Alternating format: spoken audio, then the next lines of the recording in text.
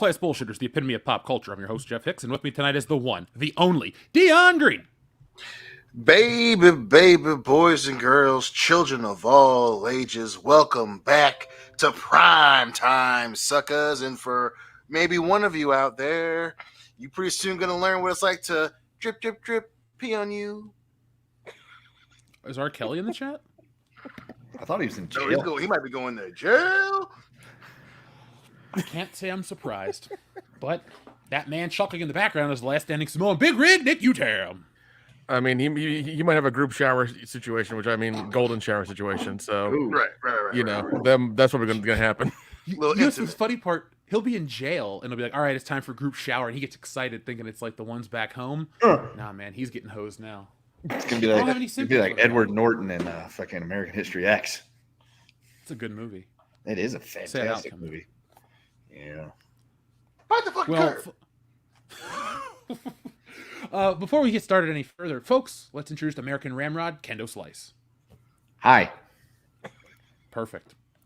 So, folks, welcome into episode 310 of World Class Bullshitters. Tonight we have a bunch of topics. We're going to be talking about Obi-Wan, the Black Adam trailer, what the hell is Predator 5, aka Prey, and a whole lot more. But before we get into that, we have a couple things that we have to take care of here on the show as we do every single week. So first off, we have a brand new patron. We want to thank our friend Inazuma Archon Leon for joining us over on patreon.com. So folks, you like independent art, you like to support the stuff we do, so go over to Patreon, check us out. This past week, we put up a full show. We put up a really long discussion about Thor and the female gaze with the Love and Thunder trailer. And then Kendo went ham on indie wrestling, making fun of people for lighting themselves on fire. So that was last week's content alone. And we're going to be working on some more starting this weekend. Speaking of new content, folks, if you haven't had a chance, go check out our newest videos. We've actually uploaded 3 recently, getting back into the flow of things. It feels good, too. I gotta say, Obi-Wan is a nice way to get back into making the regular single-take videos because it's the show, the gift that keeps on giving. So, folks, make sure you check out all of those videos each and every day they drop, and we will keep making them. But, boys, a couple other things in terms of housekeeping that we have to take care of. Word of the day. Now, folks, we have a dilemma. We had 2 words of the day come in at around the same time from 2 different listeners. And they're both pretty damn good. So it's kind of hard to decide. So I think it's only fair to let you guys pick out in the chat which word you want to use because I'm torn. So guys, our choices were either from Joseph Bianowicz as Clit or our friend SH Rebels 08 who says dongle. Which word do you guys want to use? Dongle or Clit? I'd always prefer the clit over a dongle any day. Same. Definitely. Hello to everybody else in the chat. We have our friends like Billy Ritchie. We have Alexander the Great, CWD Trixie, Xavier to God, who just made it in time. We have our friend Clone Geek, Miss Ninja Julian. Oh, Nick's in the chat. What's up, Nick? How you doing out there? I'm doing fine. I know him. He's on my favorite show. So, Nick, now that you're back, I don't know. What? Folks, I don't know. I don't. It's episode 310, man. It's been a long day. I've been getting up early to get shit done. I'm a little tired. Plus, it's June, so yay, I don't know. But I'm getting ready for Jurassic Park this week. Are you guys going to see it? Not that one, no. No, yeah. I think I'm going to wait till it comes out because the last couple just haven't been that great. Actually, I didn't really like any of them since the first one. I don't know. The second one was fun. That third one was too fucking long, though. It was too damn long. It's essentially becoming they've become like dinosaurs. The movie, like how many dinosaurs can we fire into this, and how many times can we make Star-Lord get out of danger and peril? That's really all it is. It's like, oh my god, I think we're safe. Oh no, these are new dinosaurs. They're different. Oh god, we got to escape. It's like, yeah, we got it. Luckily, Star-Lord Chris Pratt is a good actor. He's a fantastic actor. He's from Missouri, apparently. And, Bryce Dallas Howard's nice to look at. That's basically all it is. She's nice to look at, and he's really good at the actiony stuff. And the one-liners. So, well, I don't have to pay for this one. This is Jesse's like, we got to see it right away. I'm like, all right. So she got us tickets to the special theater and all this shit. So I'm not paying for Jurassic World. I'm late to the party on Jurassic Park. Hell, if you listen to earlier episodes of this show, like the first 5 to 10, we do a debate, what is the most overrated movie of all time? Somebody picked Jurassic Park. So go back and listen to that episode. But Jurassic Park, I'm with you, Kendo. I think it's the best by a mile. But controversial opinion, I like Jurassic World right after that one. Don't really like 2, hate 3, and Dominion was... Wait, Jurassic World 2, whatever it was called. Fallen Kingdom. I don't even remember what the fuck happened to that movie. Like, there was an explosion and, like, a volcano and a glass ball pod, and that's about all I remember, so... I had the What Lego kind of glass ball pods now, man? Yeah. I was gonna say I had the Lego Jurassic World game for 3DS. That was actually surprisingly a lot of fun. I mean, the Lego only games in general. Yeah, the only dinosaur game I really liked that was Turok. That was a lot of fun. That was a dinosaur hunter game. That's slightly different. I mean, it's just dinosaurs still in the game, man. Yeah, but you're killing them, not using them to like attack people you don't like. That's true. That's true. I'm trying to think who I would send a dinosaur to. Oh, okay. So here we go, folks. We have a new service here on World Class Bullshitters. It's called, I don't know yet, but basically you can hire a raptor to go to somebody's house and they'll eat their face. So yeah, Dion, who would you have me send a raptor to and have their face eaten off? Same thing's going to go to you and Kendo and Dion or Nick. I'll share my list later. I got some mix-ups at 1 and 2, flip of a coin. Some motherfuckers need their faces eaten. CM Punk on that list? No. He has fallen down the list. I'll give him that. Because he that's hurt all I himself need to hear. stage diving, and that's why he has to sit out for several months. It's hilarious. Look, I will give wrestlers respect where they're due, and even wrestlers I dislike, I'll give credit to. Well, that's not the case with CM Punk, but Cody Rhodes, holy shit! Like, did you see? That was amazing. Yeah, one, it was a That good was pretty match. We'll crazy. talk about it. And two, that I Nick- did see CM Punk get his ass beat in Chicago though, so that's the thing. That's why I've softened on him. I saw that shit live. Oh, you were at that fight, Yeah, motherfucker. I was at the Mike Jackson one. I didn't see Mickey Gall beat his ass, but yeah, Oh. I paid money to That's see. the one I thought you were at. Yeah, No, the the Mickey second Gall one. fight. So, folks, while you're having fun with the words of the day and stuff like that, we have a new product to share with you this week. So last week, actually a few weeks ago now, we played the Word of the Week game, and we had our RoboCop t-shirt become, what was it? RoboCoke, Lines of RoboCoke. Justice, which is over on our store right now. But we had another one roll in that you guys asked for, and so we oblige. When the audience asks for something, World Class Bullshitters deliver. So this week, you guys are getting your Only Turd shirt.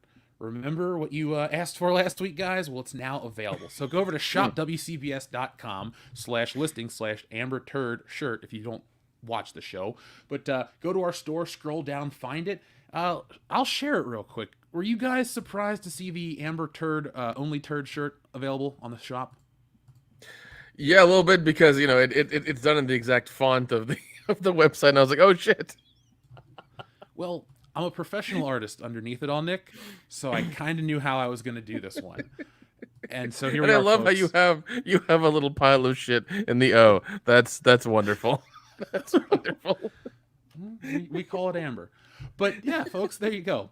We know you love to support independent art and stuff like that, so there you go. Go out into the public with an Only Turd shirt on the front, but on the back it rocks the official WCBS logo that features us right here. Yeah, and WCBS. make sure whenever you do rock our shirts in public, you take a picture of yourself or somebody else does. Yeah. Tag us across social media so we can share those pictures.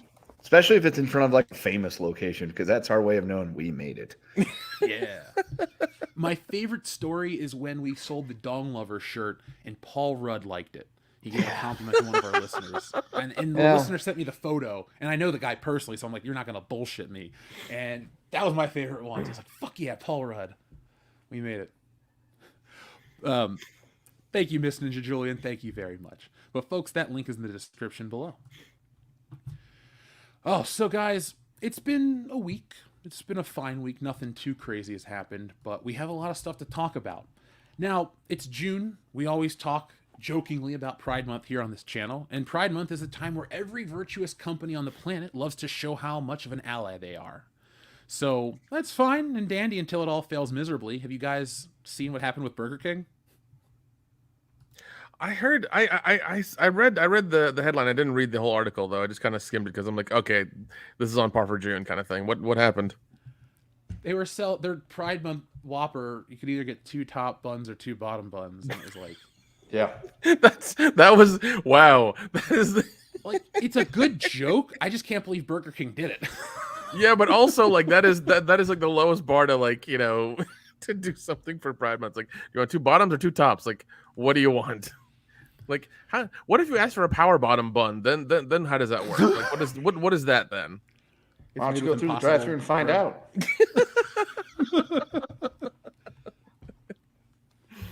Like, is it just like 2 giant buns and a little patty in the middle? Like, how does this work? What's going on here? It's like the Where's the Beef ad from the 1980s. Clara Peller's back from the grave. That's Wendy's. No, look, any opinions aside of anything, I just think this is funny. It's like, hey, I'm going to try to do something really, really awesome, and then just faceplant. Thanks, Burger King, for the laughs this year. It is everything is bizarro. This is funny to me. That's just straight up funny to me. Well, that's how you know. That's why it's so funny is that they were trying to be serious, and it's just like they don't even get the joke. Like that's just what makes it so goddamn funny. Like 2 bottom buns. Like, come on, guys. Like I know what you're trying to say, but 2 bottom buns. Come on. Even you guys gotta have a sense of humor with this shit. I would just pay money to be in the boardroom when they pitched the idea and how it got so far. Because, I studied advertising. You have to go through copy multiple times. You're going to test this out, look at it, lay it out. Like, many eyes are going to look at this. This isn't going to be let's slip this under the radar. Ha-ha. No, this was thought out. Hell, this is even in German right here. But I don't... All I can say is ha-ha. Yeah, man. Sorry, Burger King, you failed. Yeah, it's just funny, man. Like it's just like, it's just the corporate response where it's like, man, I like just the way they see the world is way fucking different, man. Like, oh, here's the hot ticket that people are talking about. We're gonna show that we're okay with people in the LGBTQ. 2 bottom buns. Like, oh, okay. Yeah. It's like a really bizarre like corporate arms race thing. How can we show that we love the gay people more than the other companies do? Right. It's like, well, no. Be specific. Gay people in America, because they have accounts overseas that just never changed their symbol. So. Oh yes. There's many a country that is as horrible as the United States are. And we're so homophobic and bad. It's like, yeah, you could say that, but go try saying that in, I don't know, Iraq. See how well that goes. Yeah, that's true. That's very true. Yeah, like for example, yesterday we were watching something and they showed. Oh, we were watching Mission Impossible 4, and they go to Dubai. The lady says to me, "I want to go to Dubai. I would love to go travel the Middle East." And I looked at her and said, "That's not happening." No, you don't want to do that. You don't. You maybe want to, but they're gonna be a little bit different over there. Yeah, very different. Very different. Put it this way. They're even wary of people like Dion, for some reason. I don't know why, but they are. Yeah. See, that's them, and China don't like me. I can't fucking win. And half of Jeff isn't like China neither. Well, look, I'm not in a rush to go to China myself. I've heard nightmare stories from my cousin. So, Dion, we'll just stay away from that part of the world. What we're actually going to do, folks, is wanted to tell everybody about Wokebusters. We're actually changing Wokebusters for China. We're going to have a whole different version where the people of color are not on the cover at all. So it's just be on the lookout for the Chinese edition of Wokebusters featuring Kendo. Vacanted? So and like, hold on. What are we? Vacanted. Who are we also like catching? Because we can't catch ghosts because they don't like that over there. What are we That's catching? true. Well, remember, the Wokebusters don't really fight ghosts. They fight the triggered beasts. Which China would like. Any type of dissident or somebody speaking out against any type of government or anything like that, China would be all for that. They'd be like, yes, run them over with tanks. Don't tell the audience the international ending. Okay, sorry. Oh God, but no, Dion in Tiananmen Square. Tiananmen Square. But did you hear what happened with Top Gun in the beginning? They tried getting a Chinese company to back it, to give money to make the movie, and that's why I think in the trailer they took out the Taiwanese flag from his jacket. and then they Yes. backed out because I don't know, they didn't like they were fighting like because in the script, even in the movie, from what I hear, is like they fight some unknown enemy, their faceless enemy, and China's like, oh, that might be us, so we're not going to give you money. So they had to cut their budget and go somewhere else, and they didn't even give them the movie rights for China either. Like the movie was never shown in China, but yet it's still doing really good, and yet people are going to the theater and watching it in droves constantly. You know, Same thing with the first one. The first one, the enemies were nameless and faceless, although they had a big red star on the back of their plane and on the helmet. So you were able to put two and two together and say, oh, those are the Soviets. We don't like them. Yeah. Well, So I mean, it's just kind of funny how like everybody's saying, you know, oh, we need that. We need to give them. We need to, you know, cater to the Chinese market, and also nobody's going to the theaters. I'm just like, the money says different. All this money says different. I was just about to say the Chinese box office has been more bullshit than they realize. Because, like, for example, Top Gun is breaking records, not going out in China, I believe. But Doctor Strange did not get a Chinese release. It almost made $1 billion. It's just not being talked about. It's like at $930 million bucks. Yeah. It's still making money. Sam Raimi's biggest hit now. Yep. And so, like, So, the Chinese audience has their own box office to pay attention to. And Sony tried again and failed because they're retarded. Yeah. It is Sony. Damn, that was fucking crazy. Was that not like the dumbest shit ever? Just because, and I love that proves that they watch social media, they watch Twitter and things like that for dumb shit, and they think that any publicity is good publicity, and they're gonna put their movie out again. That was Sony's when Hillary Clinton was like, "I'm chilling in Cedar Rapids." That was their that. That was the. I carry hot sauce with me everywhere. Yeah, like that was that's so weird. And then the clip of Jared Leto sitting there reading the script for Morbius 2, it's Morbin time. I was like, damn, they leaned way too hard in this shit. And then they only made $85,000, motherfucker. Well, Yeah. dude, we do the math. So let's talk about that for a minute. Morbius is the only movie to get released twice in theaters and flop twice in theaters. That's crazy. Oh my god! It made $85,000. Oh my god! Over the course of it made $85,000. It was released in 1,000 theaters, so $85 per theater.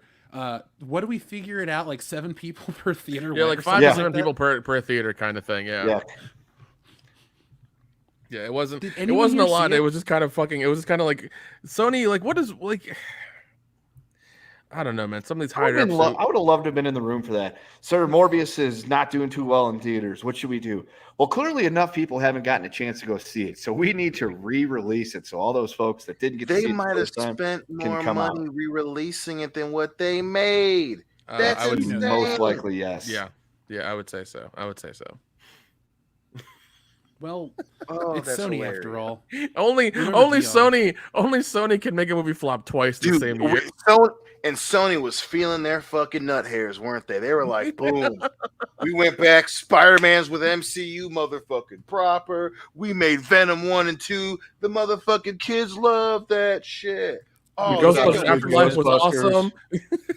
Dude. They're like, oh, Spider-Man, the next Spider-Man movie just came out, motherfucker. We about to do some we're Sony, bitch. Morbius, come on down.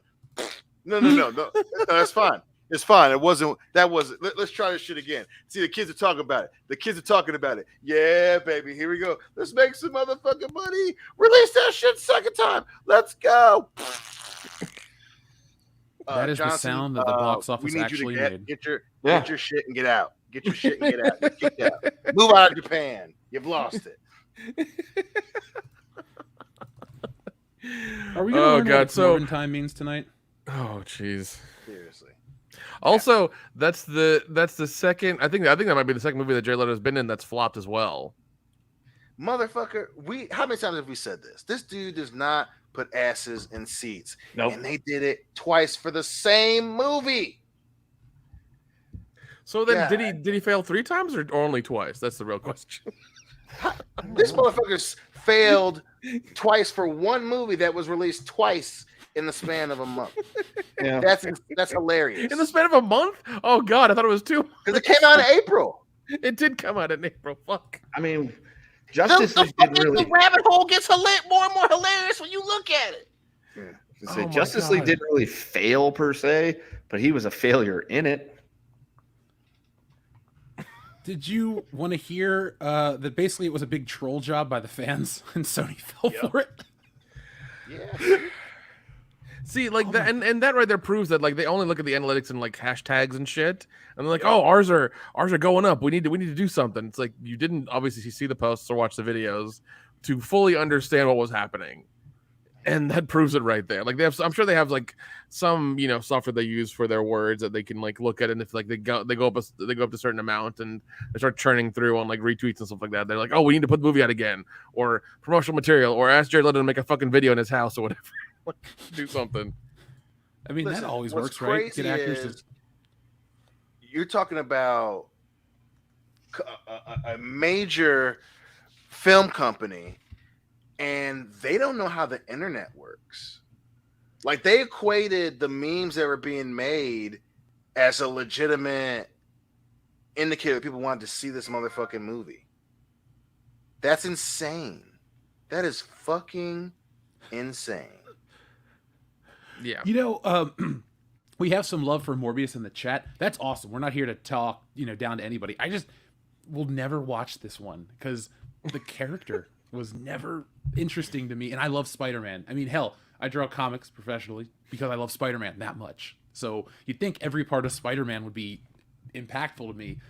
Man, I was just so disappointed with what I saw. And then I read a lot of that shit wasn't even like connected to the Spider-Man stuff that we all thought. And like Michael Keaton was in it for just a second. Like, I'm kind of happy that it came out a second time and flopped. Do better, Disney. And if you fuck up Kraven the Hunter, or sorry, Sony, and if you fuck up Kraven the Hunter, I'm gonna be pissed. That's my dude. Jeez. Yeah, a lot of Ghostbusters news came out as well. From I think Ecto Day is what it was called on yesterday. We have a Netflix cartoon, and then another cartoon as well, and then a live action movie coming out. Another Ghostbusters movie coming out after Afterlife. That's going to take place in New York. There's even a VR game coming out, along with another console game that's coming out as well at some time this year. So what you're telling me is you're telling me that Ghostbusters is big again, Wokebusters is out, and it like is the perfect time. We couldn't have timed it better. We couldn't have timed it better. That's what I'm saying then. Perfect. God, we now live in a world where there's a Ghostbusters cartoon. There's gonna be a couple more movies, and hey, lucky us. So, folks, get in on Wokebusters. Here's an update though. I've ordered shirts. I've ordered slime. I've ordered all kinds of stuff. Go to the Indiegogo to see the update. That stuff is on its way to me. It'll get processed here over the course of a couple weeks, and then it'll be shipped out to you. So be on the lookout for that. But go ahead, Nick. What were you saying? I'm just worried about the next movie coming out because they said it's going to follow the new team, and I'm just like, we're going to follow the kids coming to New York and going through training? Bustin'. I'm out, honestly. If that look, the reason I had such a good feeling towards Ghostbusters Afterlife is that it fixed everything. That shot of them bringing back Ecto 1 was like symbolic of bringing Ghostbusters back home, and I was done. I bought the fucking box set, the action figures, all that shit. I was here for Ghostbusters Afterlife and all the shit that came with it. But, like, I don't care about the kids anymore. Their story's done. Egon came back. Like, realistically, Ghostbusters is just 4 dudes. Not their kids, not their family, not the generation. It worked once. I don't think it'll happen again. I want to be positive, though. They're gonna have to really pull some shit out again, but that's why I'm worried because it's Sony and they just put out Morbius twice. Like that's why I'm worried. You ain't lying. Like it's always Morbin time, bro. Oh motherfucker! I want to get that on a shirt now. I just want to get that on a fucking shirt now. It's Morbin time. That's all I want. Do you want it for next week? Should I like do art for it too? Should it be like a fucking watch with like a Morbius Jared Leto face on it or some dumb shit like that?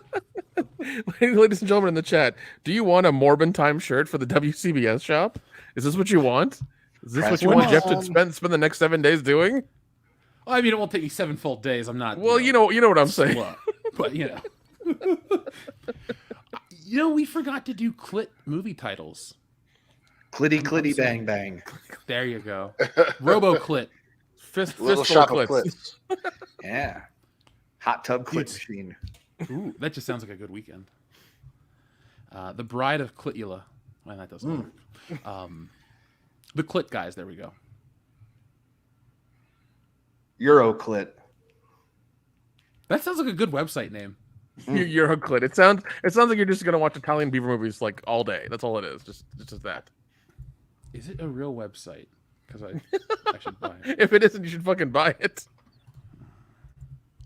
I mean, you could talk for a second while I try to go buy it. I mean, Bonnie it'd be and kinda Clit. funny. Yep, that's a good one. Do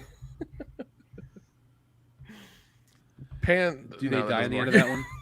That doesn't work. Hold on. Sisterhood of the Traveling Clits. There you go. There you go. Ernest goes Well, to clit. Close encounters of the clit kind. I don't think I'll be buying this domain because Euroclit.com is available for $1,000. So Not worth it.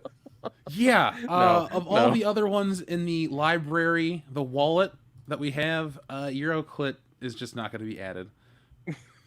I'm okay with that because we have funnel cakes and horsestones.com. That was a good penny well spent. A good penny well spent. I mean, it was. But either way, yeah, Ghostbusters. We'll see what's up with all this stuff. I'm more interested in the cartoon than anything else. I mean, I like the real Ghostbusters cartoon. Clearly, it's what the book's inspired by.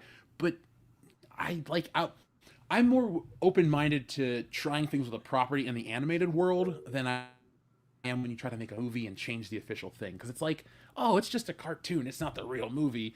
I don't like when the movies get altered for that kind of shit. Yeah, I mean, we'll see because it is Netflix, and you know, hopefully they don't impart. I mean, hopefully they've learned their lesson now of not to cater to one crowd or the other. But you know, we'll see how if it works out or not. So, well, good luck. But I thought Netflix was getting rid of their animation, so that's what I thought too, man. Apparently, they're you know, it must be any future projects that have any they're not adding any more animation stuff to their lineup. Anything that's in the pipe, they're going to keep, and if it brings in subscribers, they're going to keep it going. But I assume they're not going to dedicate a lot of money or have a whole department dedicated to it like they did before. Yeah, that shit seems like it got knocked the fuck off. Well, they still have job openings because 150 people got fired a while back, and I don't think they've done anything else. So apparently they are going to roll out the password sharing thing that you have to like pay for now. If it's going to be like, if it's immediate family, it's going to be $2 more, but if it's anybody else, it's like a certain price higher. So well, have you ever met my brother Dan? He shares my Netflix account. I'm a twin. Yeah, brother. My closest family right there. Right. But also, like, how are you going to prove that like that person is not part of your family? Like, how are they going to know? Well, see, what's going to happen is you're going to have to submit documentation like birth certificates, all these other things. And that's how Netflix will get all your vital information and they will begin to take over the world. Dude, they couldn't even Well, do it probably now. They But they could. will try. No, they could. They tried. They got to like 220 million people subscribed, and then they fucked up, and it started going downhill. Yeah. Like they So reached what'll their happen cap. is you'll have to send all that information in, and then they'll be able to get your DNA off of the documents you sent in from where you touched them and handled them. Then they can clone you, and then they can put them in their Netflix originals, and not have to pay their actors. Makes sense. Oh, is don't that how it? that works? That's a whole different set of rules. Then that like there's so many legal questions to that. Netflix doesn't care about legality. Look at some of the shit they make. That's very true. That's very true. What if people start getting married just so they don't have to pay extra for Netflix? Wouldn't that be dumb? Then we live in fucking Blade Runner world, and I don't like it. Yes. Yeah. We do, we live further in the dystopian future, and we just keep working hard to buy an island and earn 20%. Well, we can That's advance the future. Anything close to 20% anymore. Well, we're going to invest in Asian Dawn, DAWN, and the future will be secure. I mean, what is it? Disney Plus only has 140 million subscribers, and Only they're 140 trying. million. Only. No, Only. fuck. Wish we had 140 million. That's fucking peanuts. Yeah. You know what I'd do if we had 140 million subscribers? Nothing. Cocaine lines with beautiful, beautiful Asian women. That's what you do? Because I'll like with that. I didn't say me. You asked what would you do? Fine, I'll do it. I'll do it. It's okay. I'll be the Oh, guy who thanks, does man. that. It's fine. I would go for like, I don't know, a different, maybe Italian women. I like Italian. There we go. Like, you know, when you watch the races, the you know, those European races, they have all the hot Italian ladies on the sidelines. Yeah, that's who I'm partying That with. is Dion. that You that is can that have is your fucking Asian true. ladies. That is fucking true. I just, you know, it's best of everything. I just love that country. That's where I'm gonna retire one day. Fuck it. I'll learn how to speak some languages and get really fat. Jeff's gonna be 65. Owning a fucking Italian vineyard. Hey, Yeah, end up like and that. make action with figures. his 4 Italian wives. Bitch Carol Baskin. Yeah. Jeff's finale is gonna be like fucking Al Pacino's in Godfather Part 3, sitting there in his little villa, puts his glasses on, and just collapses forward. It's like, oh no, Michael Corleone. God, I fucking hate Godfather 3. That movie's so stupid. The third one Fucking sucks dick. Way to ruin a fucking franchise. As long as Jeff doesn't end up like my boy that married that bitch Carol Baskin, I'll be all right. Which Yeah, one? there's no, Yeah. sardine Which oil. one? The one who's a cuck or the one who's dead? Yeah, the one that got disappeared. Yes. I think I'd rather be the one that got disappeared than the Don one. Because you don't want to be dressed up in like a little No, kitty cat outfit with a fucking leash. no, Jeff. No, Don disappeared. No, Jeff Don is a sub. Ew. He's very much a sub. You know that's the case too. Oh, Yeah. 100%. He gets. He's her two bottom whopper. Yeah. I was about to say, which Whopper is he eating? Listen. I just love too how like the first time through, she's describing how she met him before she made his ass disappear. She's like, well, I had a relationship and I was just walking on the streets and he picked me up. Like, oh, that's you just brush over the fact that you were hooking. Like, we're not gonna talk about that. yeah, I love that. I love this. I was walking the streets, he picked me up. I'm like, what? You were essentially the story Pretty Woman. Right, like that. After but see, watching, this it, I thought back. I was like, "This woman is fucking insane." Yeah, but this is the John Carpenter version where like she feeds him to the fucking lions. Yeah. Speaking of God. John Carpenter, Keith David's in They Live. Did you see that trailer for Nope? And then Keith David, excuse me, is in that movie. I did see that one. Yeah. I mean, I hope it's a paycheck, buddy. I really do. Yeah. I really do, man. This is the biggest thing he's done in a long time. Oh yeah. I love that guy. I really fucking do. I really love that guy. But god damn it. No, based on the interview he did with Corolla a few months ago, dude just likes acting. Like, Okay, yeah, that's if fair somebody offers him a part, he'll do it because he just enjoys the job that much. Well, That's we're good. going to offer him a part soon. You gonna got to do a pay movie him still Dion. too, Jeff. It's not Yeah, like we're he's gonna doing raise this the all money. because it's hard. Oh, okay. Look, he'll play Dion's dad in this like Lifetime biopic or something, you know. What? And then I'll be You playing writing like lifetime biopics now, motherfucker? you are. That's how we can get Keith David involved. Yeah. Danny No, Glover's too you expensive. right? I'm not writing that shit. You're I'll gonna write it. star in it. I'll call it Asian Dawn, the Dion Green. Asian story. Yeah, there we go. A lifetime action movie. Holy shit! Look at Kirk Cameron is gonna be busy with his Christmas movies, and his sister's making the other ones, so they need somebody else to fill out the catalog. Listen, if It's there's Dion any Green to the rescue. person- as much as I fucking hate bullies, if there's one person I would bully, it'd be fucking Kirk Cameron. Yeah, me Now, too, but hey. now, would you send Raptors to Kirk Cameron? That's a real question. No, I don't dislike him. No, He's it's not that much. important. He's just a douche. He just needs to get beat up a couple times after practice to just really humble himself. You know? Yeah, he's one of those people that, you know how like you run into the religious folk every now and then, and they want to talk to you, and you just like say, I thank you, I appreciate it, but you know we keep to ourselves about these type of things. He's the guy that continues to keep fucking talking after you turn around and started walking to your bus, and then he gets on that bus with you, even though he has no reason to go on there to continue to talk to you about it. That's Kirk Cameron. I've had that happen to me a couple times, and it's always been just like I can't kill him in public. There are people watching. Right. He It's just like, looks yo, at you you with do, those, I do me, those let's go Christian separate ways. infomercial eyes, and you're just like, God, you're making me uncomfortable, dude. Fucking stop. Just Go go. get a blowjob. Go get fucking laid, man. You'd be way less uptight. You'd say way less shit than like that. Yeah. No more growing pains. God, worst thing that ever happened to him. Yeah. Now he doesn't know what a butthole tastes like, and it's like, come on. All One right. of life's great mysteries, Dion. By the way, Dion, He grew up pick a number weird. between. Well, I don't judge. Pick a number between 1 and 69. What would I say is the number for butthole? I'll do a 62. Who are you? What are you doing here, and where are my horses?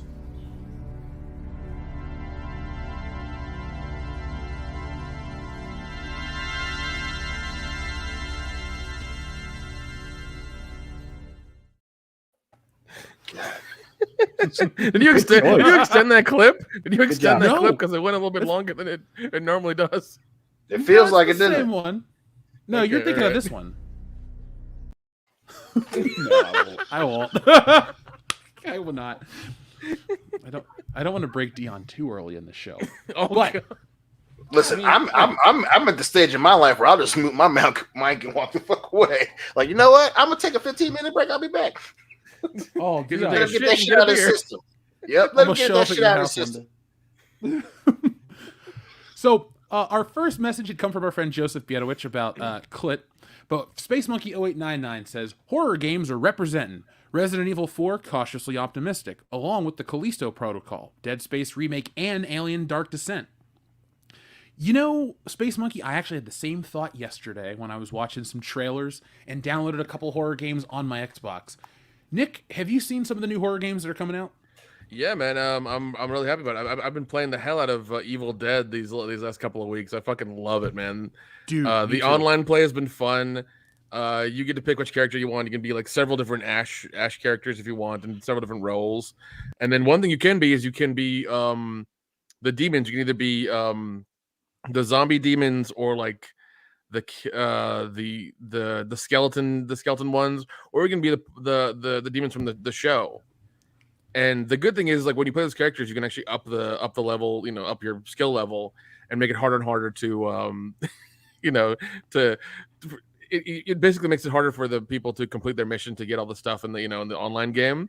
And it's fun as hell. I've won a couple of them, and it's been really really satisfying because you just get to kill the shit out of them, and it's so much fun. It's so much fun. We have to play.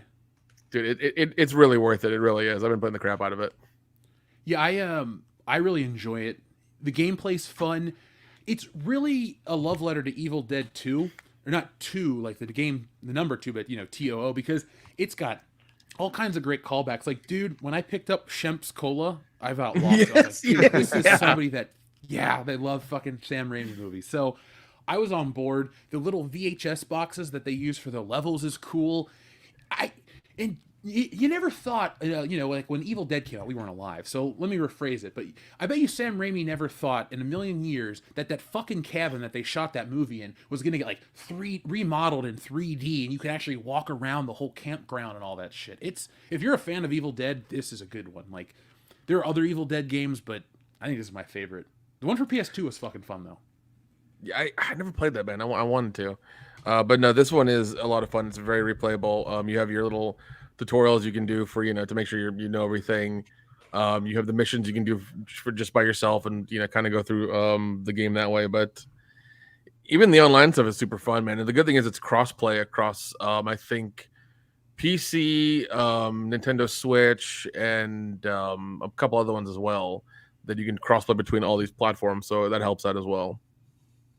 I'm glad we're there, because I hated it. It was like, oh, I want to play games with my friends. Well, they got it on Xbox and I got it on PlayStation, or vice versa. It never. I'm glad that's not a problem. Yeah, that was always a super dumb thing. I'm glad they've enabled crossplay in a lot of the stuff now, and you can play it like as long as you just pay for the game, you can buy it. So up next, we have one from our friend Shrebbles08. Oh, by the way, Space Monkey 0899. In terms of Resident Evil 4, I watched the trailer. I'm very cautiously optimistic. That's a game at its current whatever. It's a $20 purchase for me. I know it might look amazing and this and that, but I bought some of the Resident Evil remakes and all this stuff before, and I've also purchased Resident Evil 4 like 5 other times. So I know it's not just an HD upgrade or something like that. It's a whole new experience, but they take certain things out, change a couple things. I'm just waiting to hear what's been altered because Resident Evil 4 is a top 10 favorite video game of mine, and it's special. Shrubbles08, thank you for both of yours. We talked about Dongle, and his titles were Obi Dongle, Obi-Wan Dongle, Debbie Does Dongle, and Amber Turd and the 7 Dongles. It's hard to think about her because it's just gross. So it's not. And it did. Oh god, did you hear She's a both shit their? demon. Did you hear both their like closing statements or both the things they put out on social media? No, tell me please. Oh my god! Like he like John Depp's was like really classy. Like his was like very classy, very like thankful. He's like, I've gotten over this chapter in my life. Abuse is bad whether you're a man or woman. I'm paraphrasing, and I've gotten over the chapter and like hopefully I can continue on and get back to acting and things like that. Hers was about free speech and how like her free speech was stifled because of the case and things like that. Which is like she was still playing the victim. You're still playing the victim. I'm just like, nah, bitch, you were under oath to tell the truth, and sometimes you didn't. And you got caught. Yeah, and she got caught, and now she's just mad. Well, she's broke now, right? Yeah, she ain't gonna pay that 15 million back, man. Well, Now, apparently, one rumor was that they were going to have like the cost dropped as long as she doesn't appeal. So I don't know how much truth is in that, but that's one thing that I read that Johnny's Cam openly said, hey, if she just admits to not or agrees to not appeal, we'll drop the payment requirement. So we'll see what she does. Well, that's good because 0% of our Only Turd shirt was going to go to support Amber Heard in her time of hardship, but that's an interesting development. I can't say I'll be following it anymore. I feel like it's over and It's the done, important parts are done. Kind of like the Will Smith stuff. There's nothing to say anymore about it. It's just we lived through a lot. And it's only I love June. when that pops up every couple of weeks, like something happens and then like it dies down again. I fucking love that so much. Yeah. Will Smith just slapped the shit out of me. Do you think people care enough to go see him on stage tell that story, or has enough time passed that they're just like, Him and Chappelle are doing a thing overseas right now. Yeah, it's still recent enough where people would pay a lot more money for his fucking tickets to hear about it, for sure. I mean, I would pay to see Dave Chappelle in a heartbeat. He's up there as all-time favorites that I'd love to see perform live. I'd pay both of them. I'd pay for. I would pay for both of them, and I like Chris Rock a little more than Dave Chappelle as an actor, but like, I wouldn't go see just Chris Rock by himself. Like. I only go see Chris Rock because of this. Like, I mean, he's still kind of funny. That's I haven't been interested in Chris Rock stand up since like 2001. So this is the first time in a while where I'd be like, you know what? I'd pay for that shit. I hope he talks about it. Yeah, because his time of saying controversial shit has passed. Like, he is now the dude that's in Adam Sandler movies, where at least Dave Chappelle is still topical because he says crazy shit, and we're all like, yep, he's still that crazy motherfucker. But now Chris Rock that's the dude that's trying to do dad movies, and it's like, no, I wouldn't have paid for any of that unless he got smacked on live TV by fucking Will Smith, which I'd be like, you know what, I'll spend some money to see your shit. I might get some old ass jokes, but I want to hear about how his palm feels on your mouth. Well, here's a funny thing. I'm sure Chris Rock is going to make far more money from that than Jada Pinkett did for her Red Table Talk bullshit on Facebook. Oh shit! Fuck all that.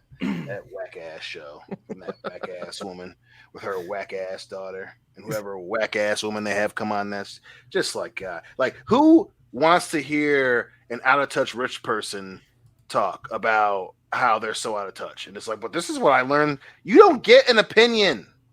You won't shut the fuck up about how you sucked off Tupac one time and now we all got to live with this shit. Okay, no one cares. Let's not forget, your show's on Facebook. Trust me, the only people who give a shit about your Red Talk are fucking stay-at-home moms who, we're not going to let them, influence foreign policy or some shit. That's a good stick idea. to your fucking crew. Stick to your target audience. You and your fucking weird-ass daughter. I don't know. I don't know. Jaden's pretty weird too, man. Yeah, we used to Jane's read the weird tweets. too, but like now Willow's leaning into it. Shit, like, hey, I shaved my head too. Like, who? I don't care. God damn. Like, why don't you talk to your mom about doing stuff, weird shit to your dad, so you guys can move the fuck on? Why the rest of us got to hear about this shit? Your daddy out there slapping Chris Rock at the Oscars after he about to win a fucking Oscar. Your mom won't shut the fuck up. Your brother's fucking gallivanting out with the fucking crazy people with loincloths on and shit. Y'all just need to stop. He hangs out with Jesus George of the Christ. Jungle? Tell your mom to get over Tupac. I don't know if she knows this. That motherfucker's dead.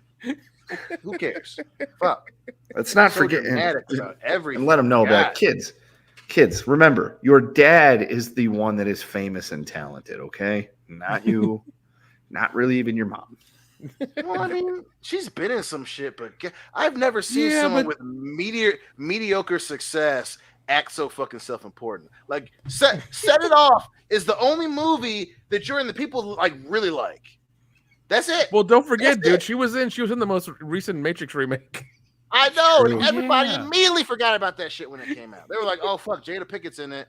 It's old Jada Pickett with fake hair on." Okay, well, I guess she's in it. Technically, that counts. Dion But did nobody like the watches movie. the Matrix movies for Jada Pickett. Nobody, not even Jada doesn't even watch those movies to see herself in it. That's how forgettable she is in those fucking movies. I love Set It Off. I love that fucking movie. That's it. That's the whole world agree. No one, people, you could ask anyone, give me 3 Jada Pickett movies. They give you Set It Off. They would put the Woo. Matrix movies as one, and they couldn't name you a fucking third. And she's got Woo. a fucking red. She was in table some that we movie gotta with hear Tommy about. Davidson. Woo. Exactly, that movie with Tommy Davidson. You don't even know the name of it. Woo! WOO. That's the name of it. Yeah, Ric Flair story. Yes, a Ric Flair story. Dude, who is gonna play Nate in the biopic? And I hope they make the biopic while Nate is alive, and they basically get him drunk, and he just tells every fucking story, and they put it on film. Because he'll die right after. You can't cancel him. It's just a movie, so they can't cancel the actor. But man, Ric Flair's life. Goddamn. Dude. To be a fly on the wall. Which is funny because it almost feels like we already got it with the wrestler. I'm with you. I want the real fucking thing. I want to hear the crazy shit. I want to hear the wild shit. I want to hear like what did you do to get divorced the fucking first time? I want to see that shit. I want to see. Like I want super to see. sad and sobering. Yeah, but I also do want to see the match they had in Costa Rica where the fucking National Guard, the military down there didn't know that wrestling was predetermined, and their local dude went to lose, and they all picked up their fucking their guns and shit. And Ric Flair's like, "I'm losing, dude. Let's fucking wrap this shit up." That's what I want. I want to see Ric Flair be like, "I am afraid for my life right now. All these motherfucking Puerto Ricans about to shoot me. I'm losing, bro. Let's take the fucking finish. Let's go. Hurry up." Listen, count to 3 and let's get on the fucking plane. Let's get out of here. Seriously, man. That motherfucker did that for like $5,000 or something. Read my lips. Me off, all right, man. Jerk somebody else off. This is bullshit. I need. I can imagine Ric Flair. Like, he's he goes and does like a fucking arm take or like a headlock takedown, and he sees them all like. Shh. He goes, no, this is bullshit here. This is bullshit. No. I'm not Johnny Bananas. I need to get the fuck out of here. Let's go. Read my lips. This is a federal tax stamp. Out of here. You can't get much cleaner than that. That's not me. I'm from Mexico. God damn it, Dion. We have our friend Shrebbles08 who has a request. I'll take a Joe Rogan motorcycle and a Joe Rogan battleships, please. Of course. Did you see that guy accidentally hit that moose with his car? No. Holy shit. Jamie, pull that video up. Oh my god, oh my god. Oh my god.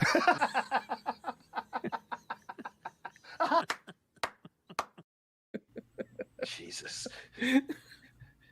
I never feel Into the guilty stratosphere, man. laughing at that. Just gone. Launched. It's the guy from that Black Adam trailer. The Rock? Yeah, that was The Rock on that motorcycle. Didn't you hear? So have you ever done DMT? That's the Rock on crack.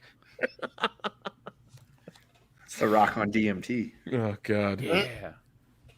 I don't know how I would. How would The Rock be on DMT? That'd be weird. Probably just fall asleep. He starts by the way, sweating. Canadians, do you see the? We'll talk about the Black Adam trailer in a minute, folks. That I don't know what to say about it, so I'll just wait. But Canadian Spider-Man, those issues sound pretty awesome. Tell me what you think of them. Well, they are great. It was your first time reading them. I've read all those issues. I'd have to actually see what specifically is in that run. But yeah, Spider-Man 1 through 200, I know I've read for sure. And then I missed some in the 200s, but I read every issue from like 260 to whatever till the 700s or something. I've read a lot of Spider-Man. Not ashamed. Not ashamed at all. But hopefully you enjoy those books. Up next, though, we have one from our friend Xavier DeGod, who says, I was able to get off of work just in time to be here. Well, Xavier DeGod, thank you for joining us tonight. And folks, always join us live here at 8:30 p.m. Eastern Standard Time, 7:30 Pacific, 5:30 on the West Coast. Yeah, it's weird to record this show in the daylight, but it's okay. We weren't going to change the time at all. Xavier DeGod also says, does anyone care to see a Bob's Burger movie? No. I'll answer for myself. No. Okay, Kendo goes first. No. Nick? No, I don't care. It's like the Simpsons movie. It's like it's way too late for it, but I don't know why it's all of a sudden in theaters. Like, it doesn't make sense. Yep. I never really got into Bob's Boners, so I don't really care. Dion? No, the episodes that I've seen I thought were funny, but I'm like, enough to make a whole goddamn movie? Damn. No. So probably gonna lose some audience members here, but I don't like Bob's Burgers at all. I don't think it's funny. I don't like it. I've tried to watch 10 episodes or more. I've been at people's houses. I any kind of a animated show aimed at adults, like on a sitcom level, I'll give a shot. I don't care what it is. I tried Bob's Burgers. I don't like it. Like Rick and Morty, I'm there for all day. I just don't talk about Rick and Morty, but I like it. Bob's Burgers, no thank you. The Simpsons these days, no thank you. I never got the humor. I always felt like late to the party. Kind of like Seinfeld. I don't know. It's not for me. Cesario Japan, thank you very much for your generous super chat. Actually, we're going to read that one because we're going to use that as a jumping off point. So I'm going to read the next two, and we'll go to yours as soon as we want to talk about Obi-Wan. So thank you for your patience, though. We'll get right back to it. Xavier God says, WWE is celebrating 20 years of John Cena. Yay! Oh, boy. Good for them. I remember John Cena's first televised appearance, the one with Kurt Angle. I remember watching that one live, thinking, wow, that was pretty cool. And then I didn't remember that guy until I came back to watch wrestling. It's because you couldn't see him. That's why, Jeff. That has a lot to do with it. Everything to do with it. I felt like Stevie Wonder out there clapping. What? What? Cesare Japan, thank you. Dude, 20 years of John Cena. I just can't believe we lived through 20 years of John Cena. Hey, it's been bad, Dion. Remember the Nexus, the time he got DDT'd on the fucking concrete and he just got up and won? Listen, I remember really liking John Cena and then not liking John Cena at all for years and then coming back to kind of liking John Cena. And it's just one of those moments where, now I know how my parents felt when Shaft stopped being when they made this, it's just he was super fucking cool. Are we literally comparing John Cena to Shaft? Right yeah, what the fuck, man? Yeah, I'm just saying. John Cena was cool, everyone, and then they just Shaft is still cool. I don't know what your problem is. Yeah, it doesn't matter who plays him. The first movie's cool, but then when it was just Shaft in this and Shaft in Africa, and then they were just what did Shaft go to the circus or something in one of his movies? What happened? Shaft goes to the tanning salon. He went to Africa. There's a reason why you don't know about that movie. Now I gotta look this up, man. Seriously, bro. And Richard Roundtree was in that motherfucker. Shaft wasn't that great, and it's just one of those things. We lived through a whole cycle.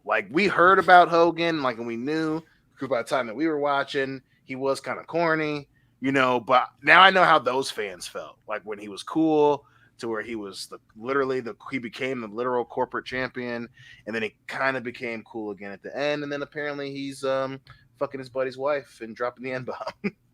Wait, what? Cena? Oh, no, Hogan. I was like, goddamn, when did John Cena do that? I thought he was still talking about Cena. I'm like, whoa, wait a second. We might live to see that part too, because I hope we do. Yeah, that'd be hilarious. There were two sequels. There were two sequels to Shaft: Big Score, and Shaft in Africa, and then that's it. Well, no, Listen, then there's Big Shaft Four is 2000. Well, yeah. But I Shaft mean, like, back in the thing. 2018. Yeah. Yeah, it was gone I know. until Samuel L. Jackson brought that shit back. Yeah. I I mean, With he was Peoples always Hernandez. Shaft. Yeah, Peoples Hernandez. Goddamn. bought the newest one on Blu-ray. I liked it. I almost bought it at the store. I'm gonna buy it probably. It's next week. it's so much fun. It was so much fun watching it in theaters. It was great. It's one of those movies that just feels like something they would have made. You know what? Instead of celebrating 20 years of Cena, I'd rather celebrate. Actually, I'd be lamenting the fact that 20 years ago you could have made a movie like Shaft 2019 and more people would have been invested. I guess it was too offensive or too racist or what? How? I don't get it. I like that one. Well, apparently, Bad Boys for Life. Well, apparently he had a lady of the evening there in the movie in the first few minutes, and people were not very happy about that. We still talking about John Cena? Yeah, he had prostitutes. He banged Amy Schumer. Oh, He's a bad man. God That damn song it! isn't bad, I though. remember the trailer for that movie. Fuck. Trainwreck. Is that what it was called? Because that's what it was. Both actually, Nick. Oh man, nope, no, and like, and they had those awkward sex scenes of him trying to bang Amy Schumer in the trailer. I'm just like, this has to be a fictional movie because nobody would do this ever. How do you think Dolph Ziggler felt seeing that movie? Because he used to date Amy Schumer. She dumped him, and then John Cena's banging her on screen. Yeah. I guess he felt vindicated because he's like, I'm not in that anymore. I'm No, out. he was doing the job to John Cena a different way. That's all there really was. He was like, fuck, I had to lose to the guy in the ring, and I'm losing to the guy on the big screen. Fuck. And then he yelled, Nikki, really loud for some strange reason. It should have been me. I wanted to download those videos and put those as buttons this week, but I couldn't get the Facebook thing to download. You watched them though, right, Kendo? That stupid rhyming one with Amber Heard, where she goes, "My dog stepped on a bee," and then it goes to Dolph Ziggler. It should have been me, and they just rhyme all the wrestling shit. I have not seen that, but now I kind of want to. I'll resend it over. Wait, Facebook. also through that case, she tried crying, but her tears betrayed her. She just couldn't fucking squeeze a tear out. Yeah, she's Crocodile fed up with That this is world. still wild that people still believe her, man. Like she could Oh, even God. cry when she was supposed to be crying. That's Why why. must I cry? She's like, I'm a woman. They'll automatically believe me. No. Dude, and there was a whole thing about her paying people for an op-ed article. Like, there was a whole fucking thing about that too. They got her to admit that shit too during the trial. Yep. That's why I wrote the op-ed. It's like, oh, but I thought you didn't have anything to do with it. Yeah, That woman. it was terrible. And like the caliber of arguments between her team and Depp's team was like very obvious. Well, speaking of Amber Heard, Cesario Japan sends in a message that says "Super Hard Mode. Get a pic of the only turd shirt with Amber Heard." So folks, Listen, if somebody does make it that'll be literally some shit. Yeah. what I think I should do is we should have like a sale on the Amber Turd shirt, lower the price so more people can get them, so we can get like an army of people to go to her in the shirt. Dude. I'm entirely down for that, to lower the price so that people can buy it in mass and give it as gifts, maybe for anything happening, maybe even July 4th, who knows, and just just have a lot of people wear them. That'd be funny. Now remember, July folks, 4th is not the next holiday coming up, which should be the Juneteenth sale, okay? Juneteenth. That's right. Sure, That- we'll do that's- we'll do both those holidays. We'll do Juneteenth and July 4th. Motherfucker, if corporations can go and put, rainbow colors on their shit and say, oh, we're gay now, come buy our shit, we can totally do a Juneteenth sale. Well, yeah, we'll just have Dion be like, "It's Juneteenth, buy my shirt." Yep, that'd be the perfect ad. That is actually 5-second video. That's it. Juneteenth, That's buy the my fucking shirt. ad. That's the fucking ad. That is That's all it. it is. It's like film 15 it, seconds. and we'll put it on as a button. Dion, there you go, Dion. That's your mission for tomorrow. Film yourself on on your phone doing that and send it to Jeff, and that'll be the ad for the rest of the month. Because Film that shit in landscape, not portrait. we're not doing Pride Month on the channel. We're doing Juneteenth month. This is like we 5 feel seconds. it. It's 5 seconds of Dion being like, "It's Juneteenth, buy my shirt." That's all it is. Yep. So since we love Juneteenth so much, I'm just gonna press a button featuring black celebrity. Message! Message! Message! Good choice too. Yep. Great movie, actually. Really. Yeah. has something. Jesse and I were watching the trailer for Up, and she was talking about how she likes horror and comedy and stuff, and I was talking about the black perspective. I was like, the Wayans did it before Jordan Peele. Yep. And the Wayans, man, they were. They did it better than Jordan Peele. How good they were. Yeah. Well, Jordan Peele just like he got all excited when fucking Jason Blum gave him $5 million to make his movie, and then he's like, "Oh, what do I do?" And he made it. He made one that was good. It was a good movie. And then he's like, "Oh my God, Hollywood loves me. I need to make more of these." And then he made Us, and I was like, "Nope." And then he tried doing Twilight Zone. No, he was like, "Nope." That was the next one. I'm still mad at how he bitched. Well, not bitched. He bastardized the Twilight Zone. Oh, 100%. He got two seasons and then got shit canned. And he specifically was like, I'm going to bring it back in its old, it's going to have the same feel it had in the original series, and it was just fucking terrible. Yeah. Yeah, that first episode was a goddamn honey dick, and the second one was just like, wow. Okay. Folks, I personally right now would like to take the time to apologize for everything that has ever happened to anybody on behalf of, white people, because that Jordan Peele's Twilight Zone made me, really open my eyes and understand some things. You sure it wasn't Rusty Cundiff? No, Rusty just made me afraid to be close to my friends. Yeah, man. You bet not buy no Jeep Liberties, asshole. Yeah, no Jeeps. Oh wait, I drive a Jeep. I was fucking hemmed in. I couldn't go right because that's where Nick and Jeff were. I couldn't go left. That was the end of the couch. I couldn't go forward because Dion was there. It's like, shit, trapped. They want me to. The funniest part, that was my mom's in the kitchen, like making food, oblivious to what we're going through. She would be heartbroken if she saw making all kinds of noise and shit, and the lovely woman just making food for us. And Dion's over here. It's like, I'm gonna pull my own throat out if Emmett Till comes in this fucking video. If he's like, fucking out appears, and then he did appear. Right. Yeah. God, that was Fucking Emmett Till. That cornball hair having motherfucker had the audacity to put Emmett Till in his fucking movie. Yeah. Thanks, Rusty. That's fucking still crazy to me. Way to go, I'm making Rusty. something so important. I'm gonna put Emmett Till in this bitch. Yeah, I can't. So somebody in the chat, since we're talking about the black connection, they said there's trigger warnings on Scary Movie now. I'm sorry, what? Yeah, Rob in There's the no chat says so Scary Movie. the parody of the horror movies has a trigger warning in it. Yeah, I guess it's that scene where Cindy parodies the River Dance, and they want to apologize to those of. Is Michael Flair Irish or Scottish? No, yeah, they want to apologize to Irish. No. A comedy, a parody has a trigger warning. Yeah. Damn. I don't live on this planet anymore. Musk, Damn, man. launch me to Mars. I'll make the colony myself. I'm done. I'm fucking done. I'll broadcast on delay from Mars. It'll be fine. It'll be okay. I'm done. So when we talk to you for the intro, our episode will be done, and you'll be like, "Hey, everybody, I'm here."